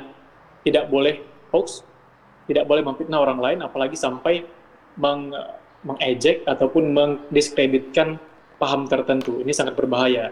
Nah, memang kita bebas mengupload apa yang kita inginkan, tapi tentu kita harus memperhatikan poin-poin tersebut sehingga tidak ada dirugikan. Kemudian ada kekayaan intelektual. Ya, ada hak cipta dan hak pakai. Jadi setiap orang yang membuat konten di dunia digital, ia mempunyai hak cipta di sini. Jadi kalau kita ingin merepost karya seseorang, tentu kita harus menampilkan nama akunnya. Setidaknya itu ya, hak cipta, sehingga ia merasa dihargai, konten yang ia buat digunakan oleh orang lain, dan tentunya tidak dipalsukan identitasnya, ataupun mengaku-ngaku bahwa itu konten yang ia punya, itu salah. Kemudian ada apa lagi? Ada aktivisme sosial. Aktivitas sosial online, seperti mengajak sebuah perubahan, petisi, ya. Pasti teman-teman pernah mendapatkan semacam link untuk petisi dari berbagai macam orang yang menyebarkan di media sosial seperti WhatsApp, mengajak untuk bersama-sama mengisi petisi tersebut. Ini contohnya ya, aktivisme sosial, adanya kumpulan sosial orang-orang di dunia maya untuk membuat suatu perubahan, campaign, dan sebagainya. Next.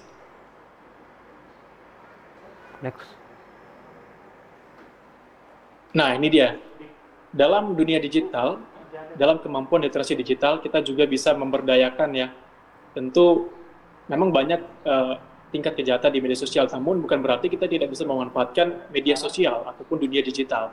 Seperti saat ini ya, jurnalisme warga. Saya sebagai wartawan tentu tidak selalu mengatur sebuah informasi ataupun peristiwa. Ya, tentu saya butuh waktu untuk tiba di lokasi kejadian misalnya, atau mungkin saya tidak dapat informasi mengenai suatu kejadian tersebut sehingga terlewatkan. Nah, sekarang orang bisa merekam kejadian di sekelilingnya, kemudian mengupload di media sosialnya dengan melakukan mention akun-akun media berita di media sosial, seperti misalnya di Medan ada Medan Talk, Medan Headline News, dan berbagai macam akun media sosial lainnya ya. Sehingga ini lebih cepat tersebar informasi tadi. Dan tentu ini memang tidak bisa dikatakan ya tidak memenuhi segi unsur berita. Namun yang penting apa? Informasinya. Contohnya sebuah kebakaran misalnya. Saya sebagai wartawan butuh waktu untuk tiba di lokasi. Namun tetangga sekitar yang memang berada di lokasi tersebut bisa langsung mengupload, menyebarkan informasinya ke media sosialnya sehingga bisa dilihat oleh orang banyak. Ya, itu disebut dengan jurnalisme warga begitu ya. Informasi, berita, laporan, analisis di media sosial. Kemudian ada kewirausahaan. Tadi juga disampaikan oleh narasumber sebelumnya, saat ini sudah marak ya orang-orang sejak pandemi COVID-19 beralih untuk berwirausaha di dunia digital. UMKM online, ya, startup, marketplace, dan berbagai macamnya. Kemudian ada etika informasi. Etika informasi yaitu menyaring hoax, ya, kemudian memilah informasi, menyampaikan informasi dengan baik. Jadi etika-etika ini perlu kita perhatikan di dunia digital sehingga tidak ada yang merasa dirugikan dengan postingan kita. Next. Nah, ini salah satu fenomena ya yang saat ini terjadi di kalangan anak-anak muda, ya. Yang disebut dengan FOMO. Mungkin teman-teman belum pernah dengar atau sudah ada yang pernah dengar ya. Apa itu FOMO? FOMO adalah fear of missing out. Jadi adanya kecemasan ya di kalangan remaja ataupun ya mungkin kalangan berbagai usia juga mengalami ini. Yang merasa ketakutan jika ketinggalan informasi. Ya. Ketika ia takut kehilangan momen serta keinginan untuk tetap terhubung terus dengan internet. Nggak bisa tanpa internet, karena dia mau scroll-scroll Instagram, TikTok untuk melihat apa sih yang saat ini sedang tren di media sosial begitu ya, sehingga tidak ketinggalan ketika berkumpul bersama komunitasnya untuk membahas tren tersebut. Nah, apa sih kerugian dari fenomena ini? Contohnya seperti ini. Ketika seseorang, mungkin dia sebelumnya sudah membahas mengenai lowongan CPNS misalnya seperti itu ya. Dan muncullah tiba-tiba di FYP TikToknya, di beranda TikToknya mengenai informasi penerima CPNS. Dan tanpa cek and recheck, tanpa melihat terlebih dahulu apakah informasi tersebut benar atau tidak, ia langsung share, tekan tanda panah, share ke grup-grup WhatsApp. Dan merasa bangga karena ia orang yang pertama tahu mungkin di kalangan mereka, di komunitas mereka, sehingga merasa bangga sudah menyebar informasi tersebut yang pertama kali di grup tersebut. Tapi apa kerugiannya jika ia tidak dibekali dengan literasi digital? Adalah adanya informasi yang menyimpang. Mungkin saja informasi tersebut tidak benar. Contohnya seperti ini. Next ya. Nah ini dia. Ini contohnya tadi saya sampaikan. Ada informasi mengenai seleksi CPNS di TikTok misalnya. Nah, kita tidak melihat akun yang menyebarkan apakah kredibel ya. Dan kita tidak lihat informasi ini benar tidak dari kementerian misalnya. Dan ternyata ketika disebarkan, kalaulah syukur-syukur di kelompok tersebut, di grup tersebut ada orang yang memang sudah memiliki kemampuan literasi digital yang baik. Kalau tidak, mereka bisa terjerumus dengan informasi tersebut. Nah, ternyata setelah dicek, benar, ramai soal penerima CPNS dibuka mulai 30 Juni. Ini kata BKN dan Kemenpan RB. Dan ternyata disampaikan oleh kementerian itu bukan dari BKN. Dan informasi resmi termasuk jadwal penerimaan akan disampaikan melalui siaran pers. Jadi apa artinya? Informasi yang dia sebarkan tadi, yang merasa bangga akibat ia yang pertama kali menyebarkan di grup WhatsApp mengenai lowongan CPNS, ternyata tidak benar ataupun salah. Akibatnya apa? Akibat kurangnya literasi digital, kurangnya check and recheck terlebih dahulu mengenai informasi yang ia sebarkan tadi. Nah, ini sangat berbahaya. Ini contoh ya, salah satu contohnya. Mungkin bisa terjadi dengan informasi-informasi lainnya.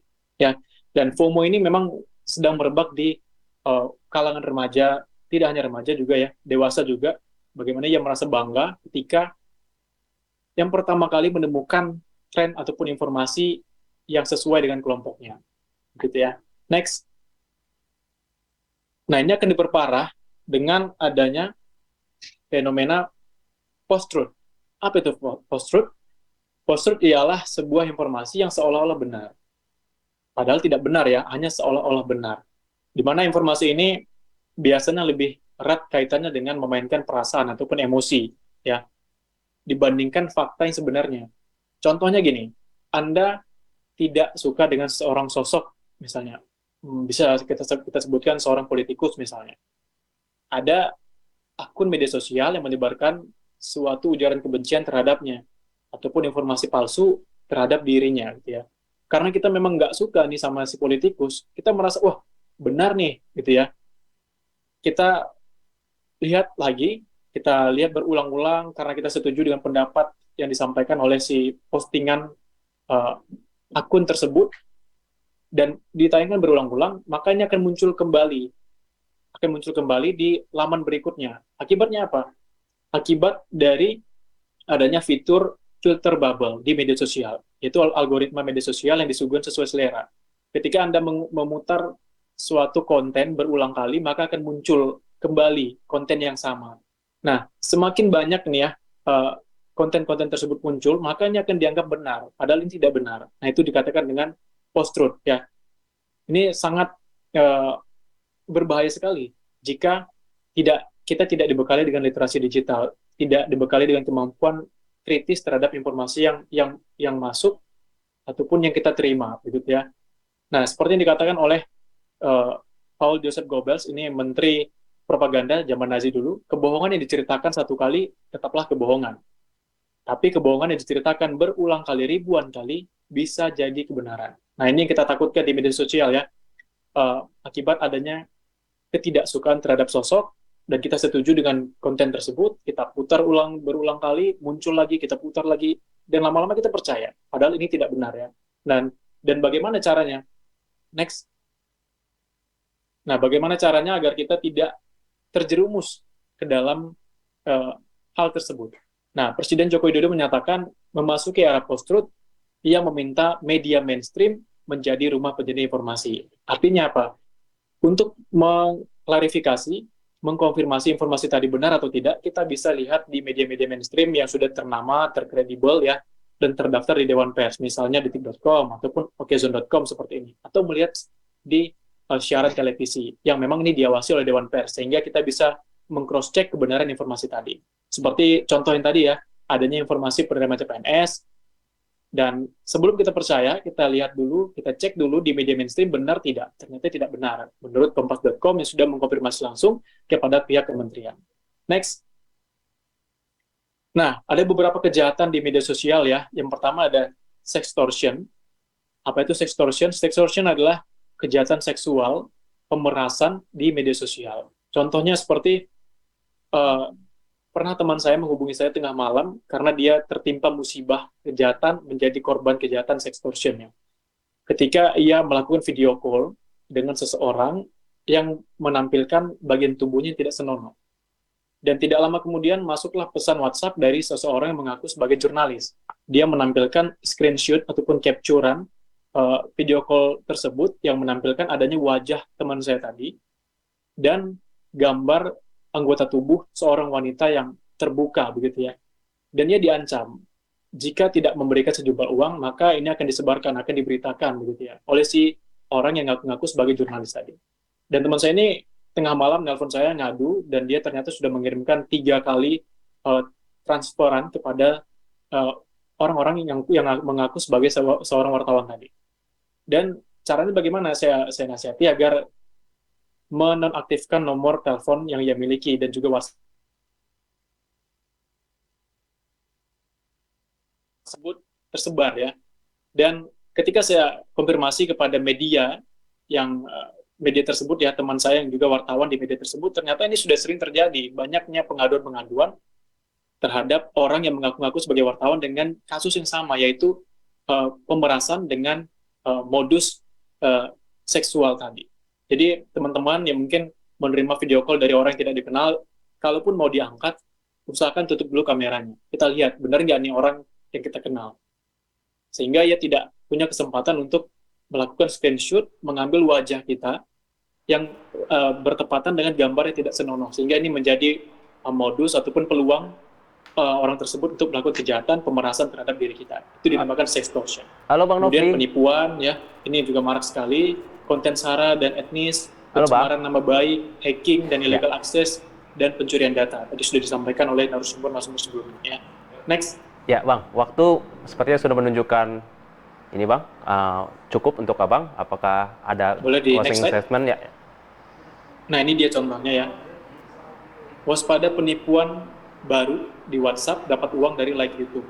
Yang mana sebelumnya ini sering terjadi ya, ada agensi yang menawarkan dengan hanya menyukai sebuah konten kita bisa dapat uang ya, dari misinya. Nah, timbullah modus penipuan baru yang menyertakan link yang mengatakan kalau kita like konten di YouTube tersebut kita akan mendapatkan uang. Padahal ketika kita like itu merupakan scam ya. Bisa jadi link tersebut langsung mengarah ke data yang kita miliki. Apalagi di handphone tersebut memiliki akun m-banking misalnya, sehingga ini membuat pelaku kejahatan tadi bisa mengambil data kita atau mengambil uang yang kita miliki di rekening. Nah ini sempat marak ya. Kemudian ada pengunggah ujaran kebencian untuk pemuka agama di Banten ditangkap polisi. Ini masuk ke dalam kejahatan sara begitu ya. Nah kemudian seorang artis ini yang tentunya ini sudah berulang kali ya terjerat kasus pencemaran nama baik Undang-Undang ITE. Kemudian ini menantu Presiden Erina Gudono juga menyatakan ia memiliki akun Facebook, namun saat ini sudah tidak digunakan dan dihack oleh orang lain. Kemudian ada BSSN, ini Badan Cyber Nasional, mengungkap pencurian data jadi serangan cyber terbanyak di 2022.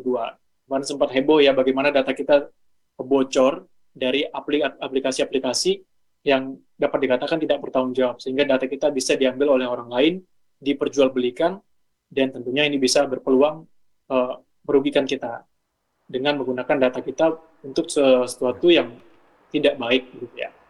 Nah, ini juga diungkapkan oleh narasi ya. Ini punya Mbak Najwa Shihab yang menyatakan Indonesia peringkat pertama sextortion ya.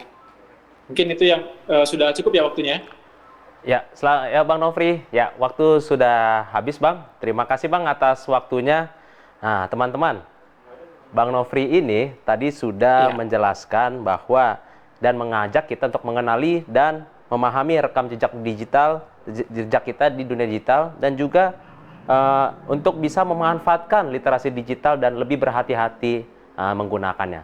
Oke, teman-teman, pasti sudah nggak sabar. Setelah ini kita akan memasuki sesi tanya jawab.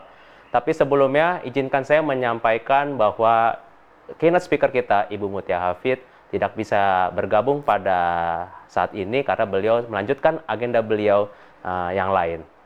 Dan juga teman-teman, saya akan menyampaikan bahwa di sesi tanya jawab ini, saya akan memilih 3 peserta yang ingin bertanya dengan menggunakan fitur raise hand. Nanti saya akan tunjuk, bisa dimulai dari sekarang teman-teman, siapa yang ingin bertanya kepada narasumber kita. Ya.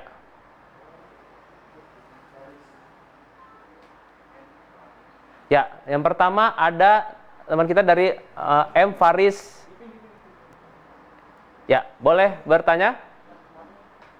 Silakan pertanyaannya kepada narasumber kita. Bisa dihidupkan audionya.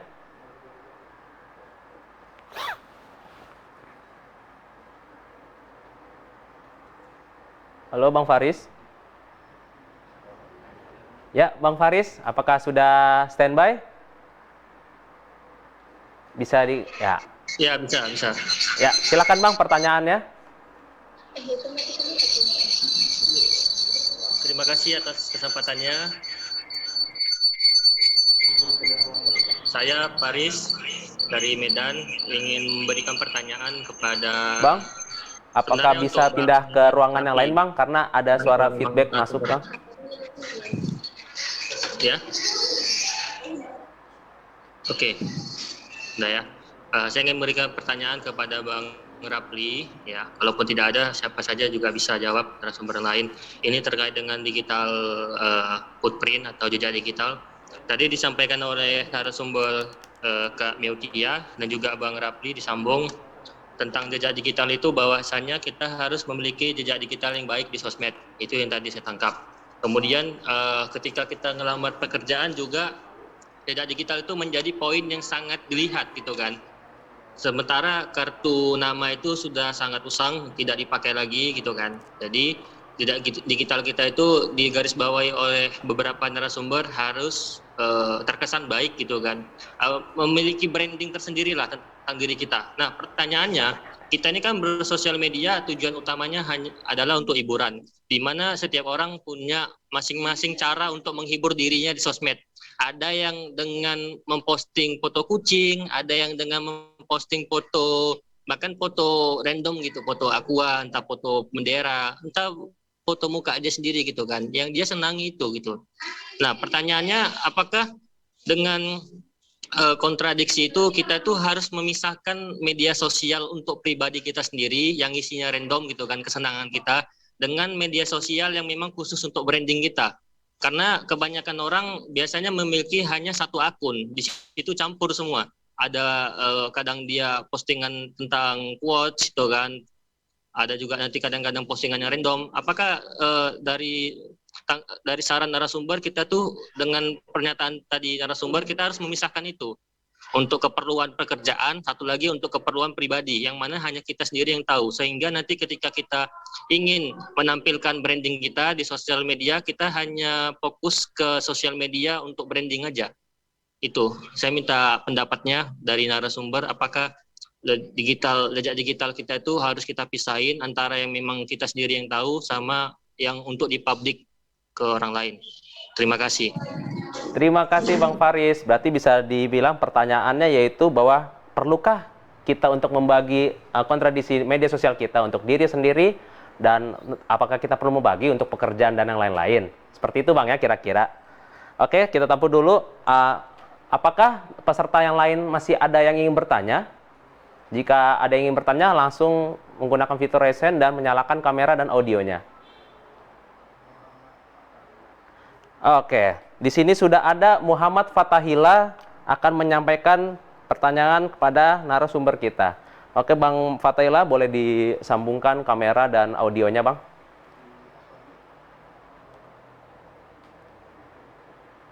Ya, Bang Fatahila. Oke. Ya.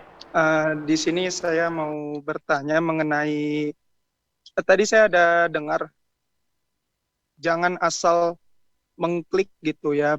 Ada bagian-bagian dari link yang akan bisa menghubungkan kita itu ke tempat-tempat yang berbahaya gitu. Seperti tadi kalau misalnya kita punya akun Brimo di handphone atau yang lain-lain gitu kan, itu bakalan bisa terkuras atau habis gitu. Nah, jadi yang ingin saya tanyakan itu, bagaimana cara kita itu bisa tahu kalau misalnya link itu link yang berbahaya gitu. Sementara kan kita kan kadang kalau ada link di grup atau kadang ada link yang nyampe sama kita gitu, kadang kan kena kita apa gitu, langsung kita klik gitu. Nah, itu dia pertanyaan dari saya. Terima kasih. Ya, terima kasih Bang Fatela atas pertanyaannya. Mungkin bisa langsung kita jawab dengan narasumber kita, Bang Raffi Alfarezi. Boleh Bang untuk menjawab para pertanyaan dari para peserta.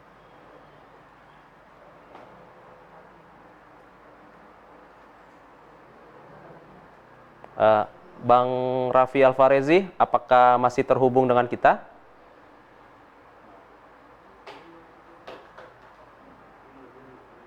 Ya teman-teman, sepertinya kita harus menunggu dulu. Kita akan memeriksa apakah... Baik, ya. Terima kasih banyak. Ya, Bang Raffi. Jadi saya mohon maaf karena ini flight saya sudah 10 menit lagi, jadi ada berisik ya, saya sudah di luar ruangan soalnya. Teman-teman ya, saya pribadi pernah merekrut karyawan dan saya pribadi pernah menjadi juri di Duta Genre Sumatera Utara. Jadi Masya Allah, salah satu penilaian kita adalah sosial media. Kenapa? Karena hari ini ada banyak sekali ya teman-teman kita itu yang bahkan bersosial media saja tidak bijak. Contoh, tadi si abangnya bilang bahwasannya sosial media kan cuma untuk hiburan semata gitu. Nah, kalau kita pahami, namanya saja sudah media sosial. Artinya media itu kan satu wadah, satu tempat, atau satu fasilitas. Sosial adalah kegiatan bermasyarakat. Media sosial adalah satu platform yang memungkinkan orang-orang untuk bermasyarakat. Yang namanya bermasyarakat, di situ di dalamnya ada semua, ada hiburan, ada edukasi, ada yang jelek-jelek, sama seperti kita bermasyarakat di kehidupan offline ya, di kehidupan nyata gitu. Kalau kita jumpa sama orang yang mungkin dalam tanda kutip punya strata pendidikan yang bagus, maka berpendidikanlah dia. Kalau dia jumpa sama teman-teman yang rada bandel dan tanda kutip, ya maka bandel lah dia. Sama seperti media sosial, hanya beda platform saja, yang satu offline, yang satu lagi online. Jadi sebenarnya pilihan untuk kita menggunakan media sosial sebagai sebatas entertain saja itu pilihan kita. Tapi hari ini teman-teman, kenapa kita menggunakan sosial media hanya sebatas entertain saja, sebatas hiburan saja, sementara kita bisa menggunakan sosial media untuk branding, untuk jualan, untuk dagang dan lain sebagainya, teman-teman.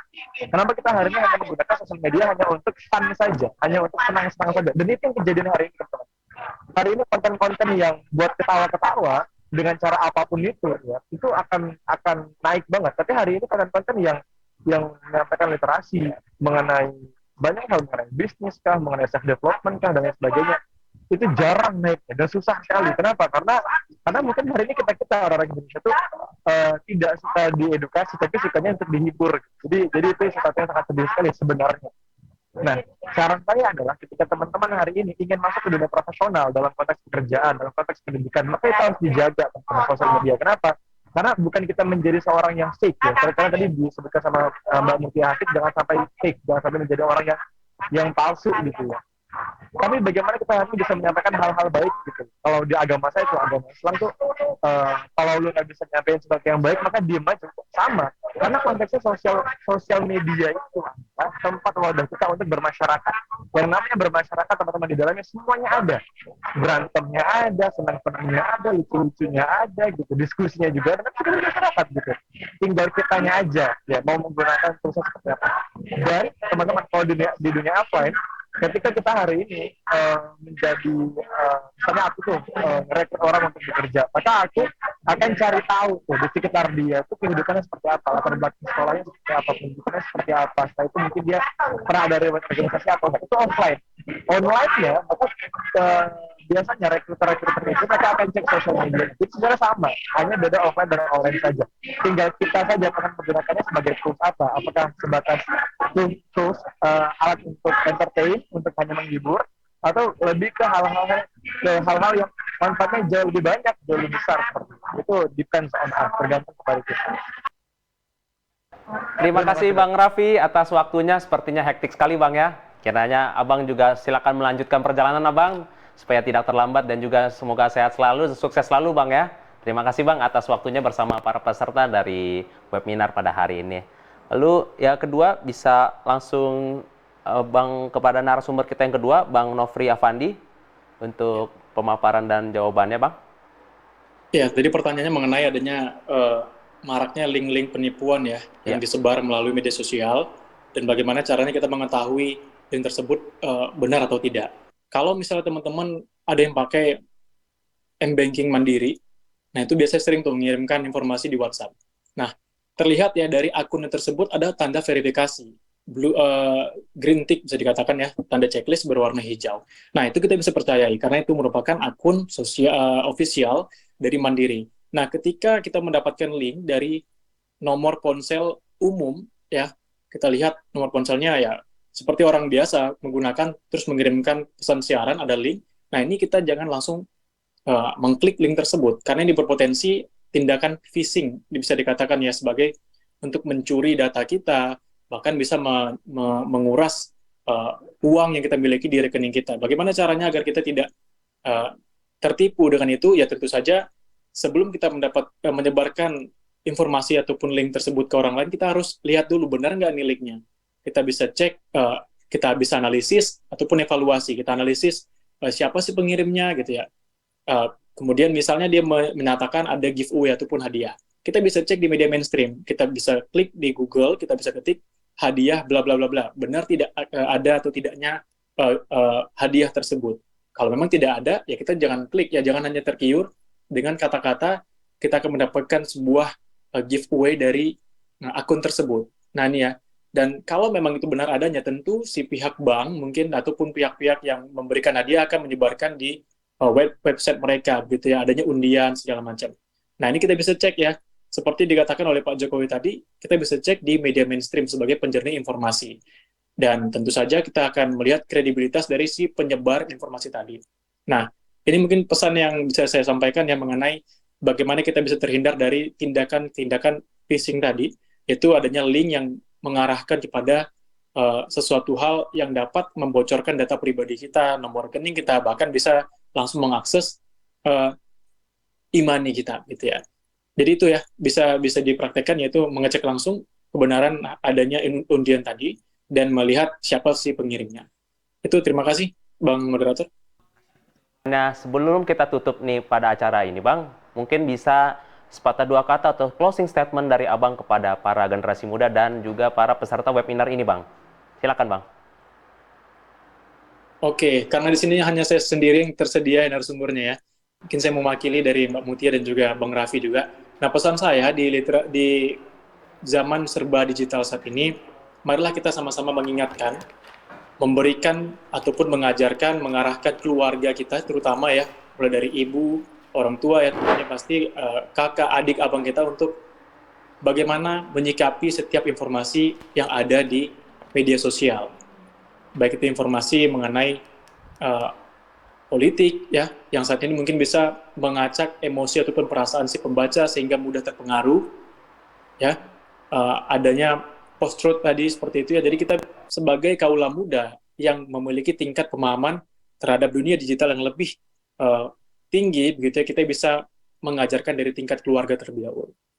Kemudian kita bisa mengajak ataupun mengajarkan, memperingati kawan-kawan di tingkat pendidikan, sekolah, ataupun di kampus ya, bagaimana agar mereka tidak terjebak di dunia kejahatan media sosial ataupun dunia digital. Kemudian apalagi di masyarakat, bagaimana kita bisa mengajak orang untuk bersama-sama mengkampanyekan bagaimana bermedia sosial yang baik dan meningkatkan kemampuan literasi digital. Mungkin itu ya dari saya. Terima kasih. Assalamualaikum warahmatullahi wabarakatuh. Waalaikumsalam warahmatullahi wabarakatuh. Terima kasih Bang Nofri Afandi, SIKOM, MIKOM selaku jurnalis dan juga dosen praktisi. Nah teman-teman, sudah sangat dalam kita bahas dalam webinar kali ini bahwa kita tuh harus lebih memahami literasi digital dan juga memahami bahwa apa yang kita lakukan di dunia digital ini pasti ada rekam jejaknya. Nah teman-teman, untuk kedepannya teman-teman bisa untuk lebih berhati-hati ya teman-teman. Ya, sebelum berakhir acara ini, mari kita sambut dan saya akan lempar juga kepada MC kita Mbak Afifa. Oke, baik. Terima kasih ya kepada Bang Laban Ebin Ebenjen yang sudah memandu diskusi kita pada siang hari ini sampai dengan menjelang sore hari ini. Tak terasa teman-teman, usai sudah perjumpaan kita pada siang menjelang sampai sore hari ini. Saya Nur Afifa beserta kru pamit undur diri. Mohon maaf bila ada salah kata atau mungkin tutur kata yang kurang berkenan di hati. Saya ucapkan terima kasih kepada Ibu Muji Hafid, kepada Bang Nopri dan Bang Rapi juga ya tadi yang sudah memaparkan materinya dengan sangat luar biasa juga, serta teman-teman semua atas antusiasmenya. Saya ingatkan kembali nih untuk teman-teman semua, jangan lupa mengikuti sosial media challenge ya. Caranya cukup mudah sekali. Kalian tinggal menekan atau mengklik men-capture apa yang ingin kalian share di sosial media kalian dari awal sampai akhir webinar kita hari ini dengan memfollow dan men-tagnya terlebih dahulu di akun @mutia_hafid, @duniamutia, serta @ditjen_ikp, karena akan ada 5 orang beruntung yang berhak mendapatkan saldo link aja. Baiklah teman-teman, saya Nur Afifah beserta rekan saya Bang Laban Ebenjen pamit undur diri. Mohon maaf bila ada salah kata atau mungkin tutur kata yang kurang berkenan di hati. Sebagai penutup, marilah kita menyaksikan sebuah hiburan dari Bro Music.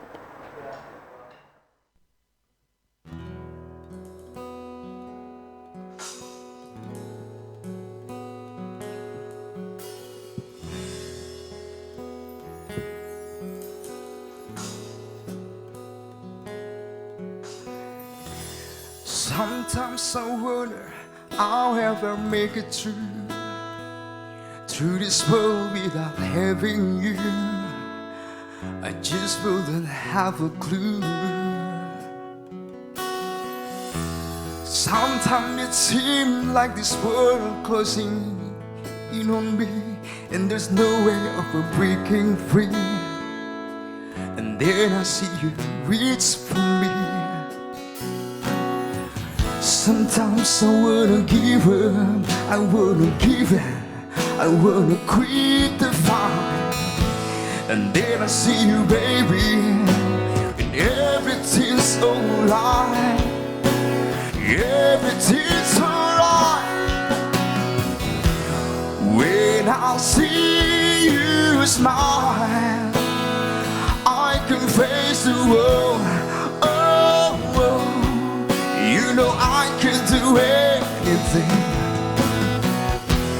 When I see you smile, I see the real light. I see it shining right through the rain. When I see you smile, baby, when I see you smile at me.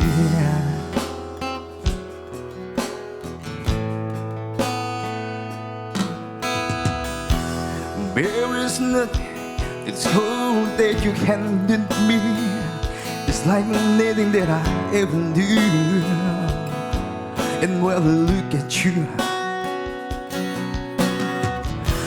Sometimes it's real, like this world that I haven't been.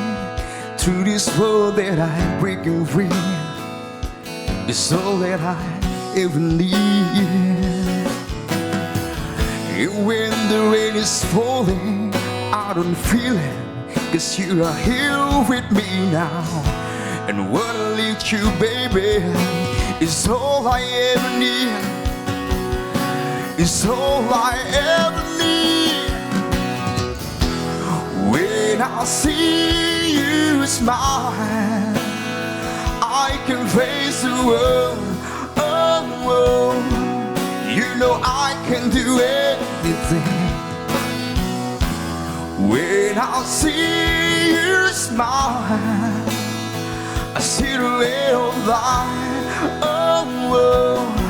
I see it shining right through this rain. When I see you smile, baby, when I see you smile at me.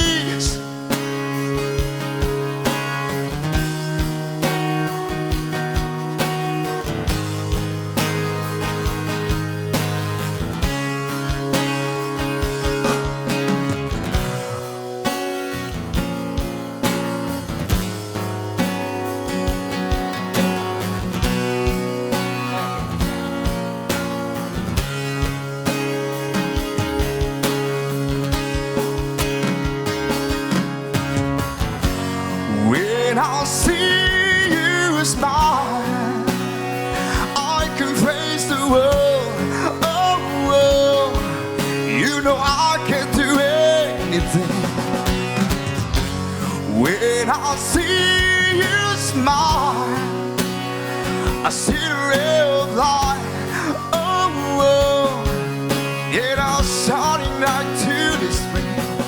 When I see you smile, baby, when I see you smile at me.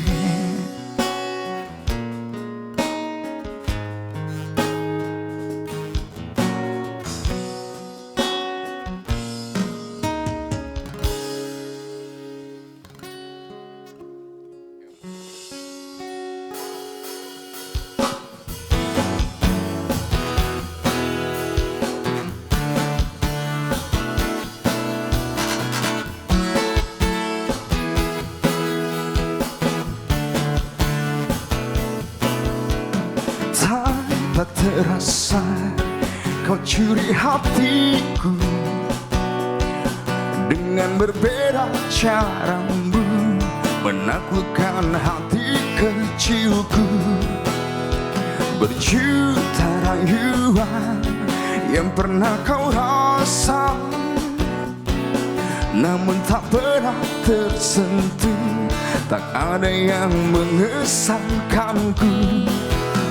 Tapi semua berbeda saat kau ada di sini, mempesonakan aku selalu. Hanya kamu yang bisa membuat aku jadi tergila-gila, membuat aku jatuh cinta, karena tak ada yang lain sepertimu. Berkali ku mencoba berpaling dengan makhluk indah lainnya, namun tak pernah ku rasakan bila tak ada cintaku denganmu.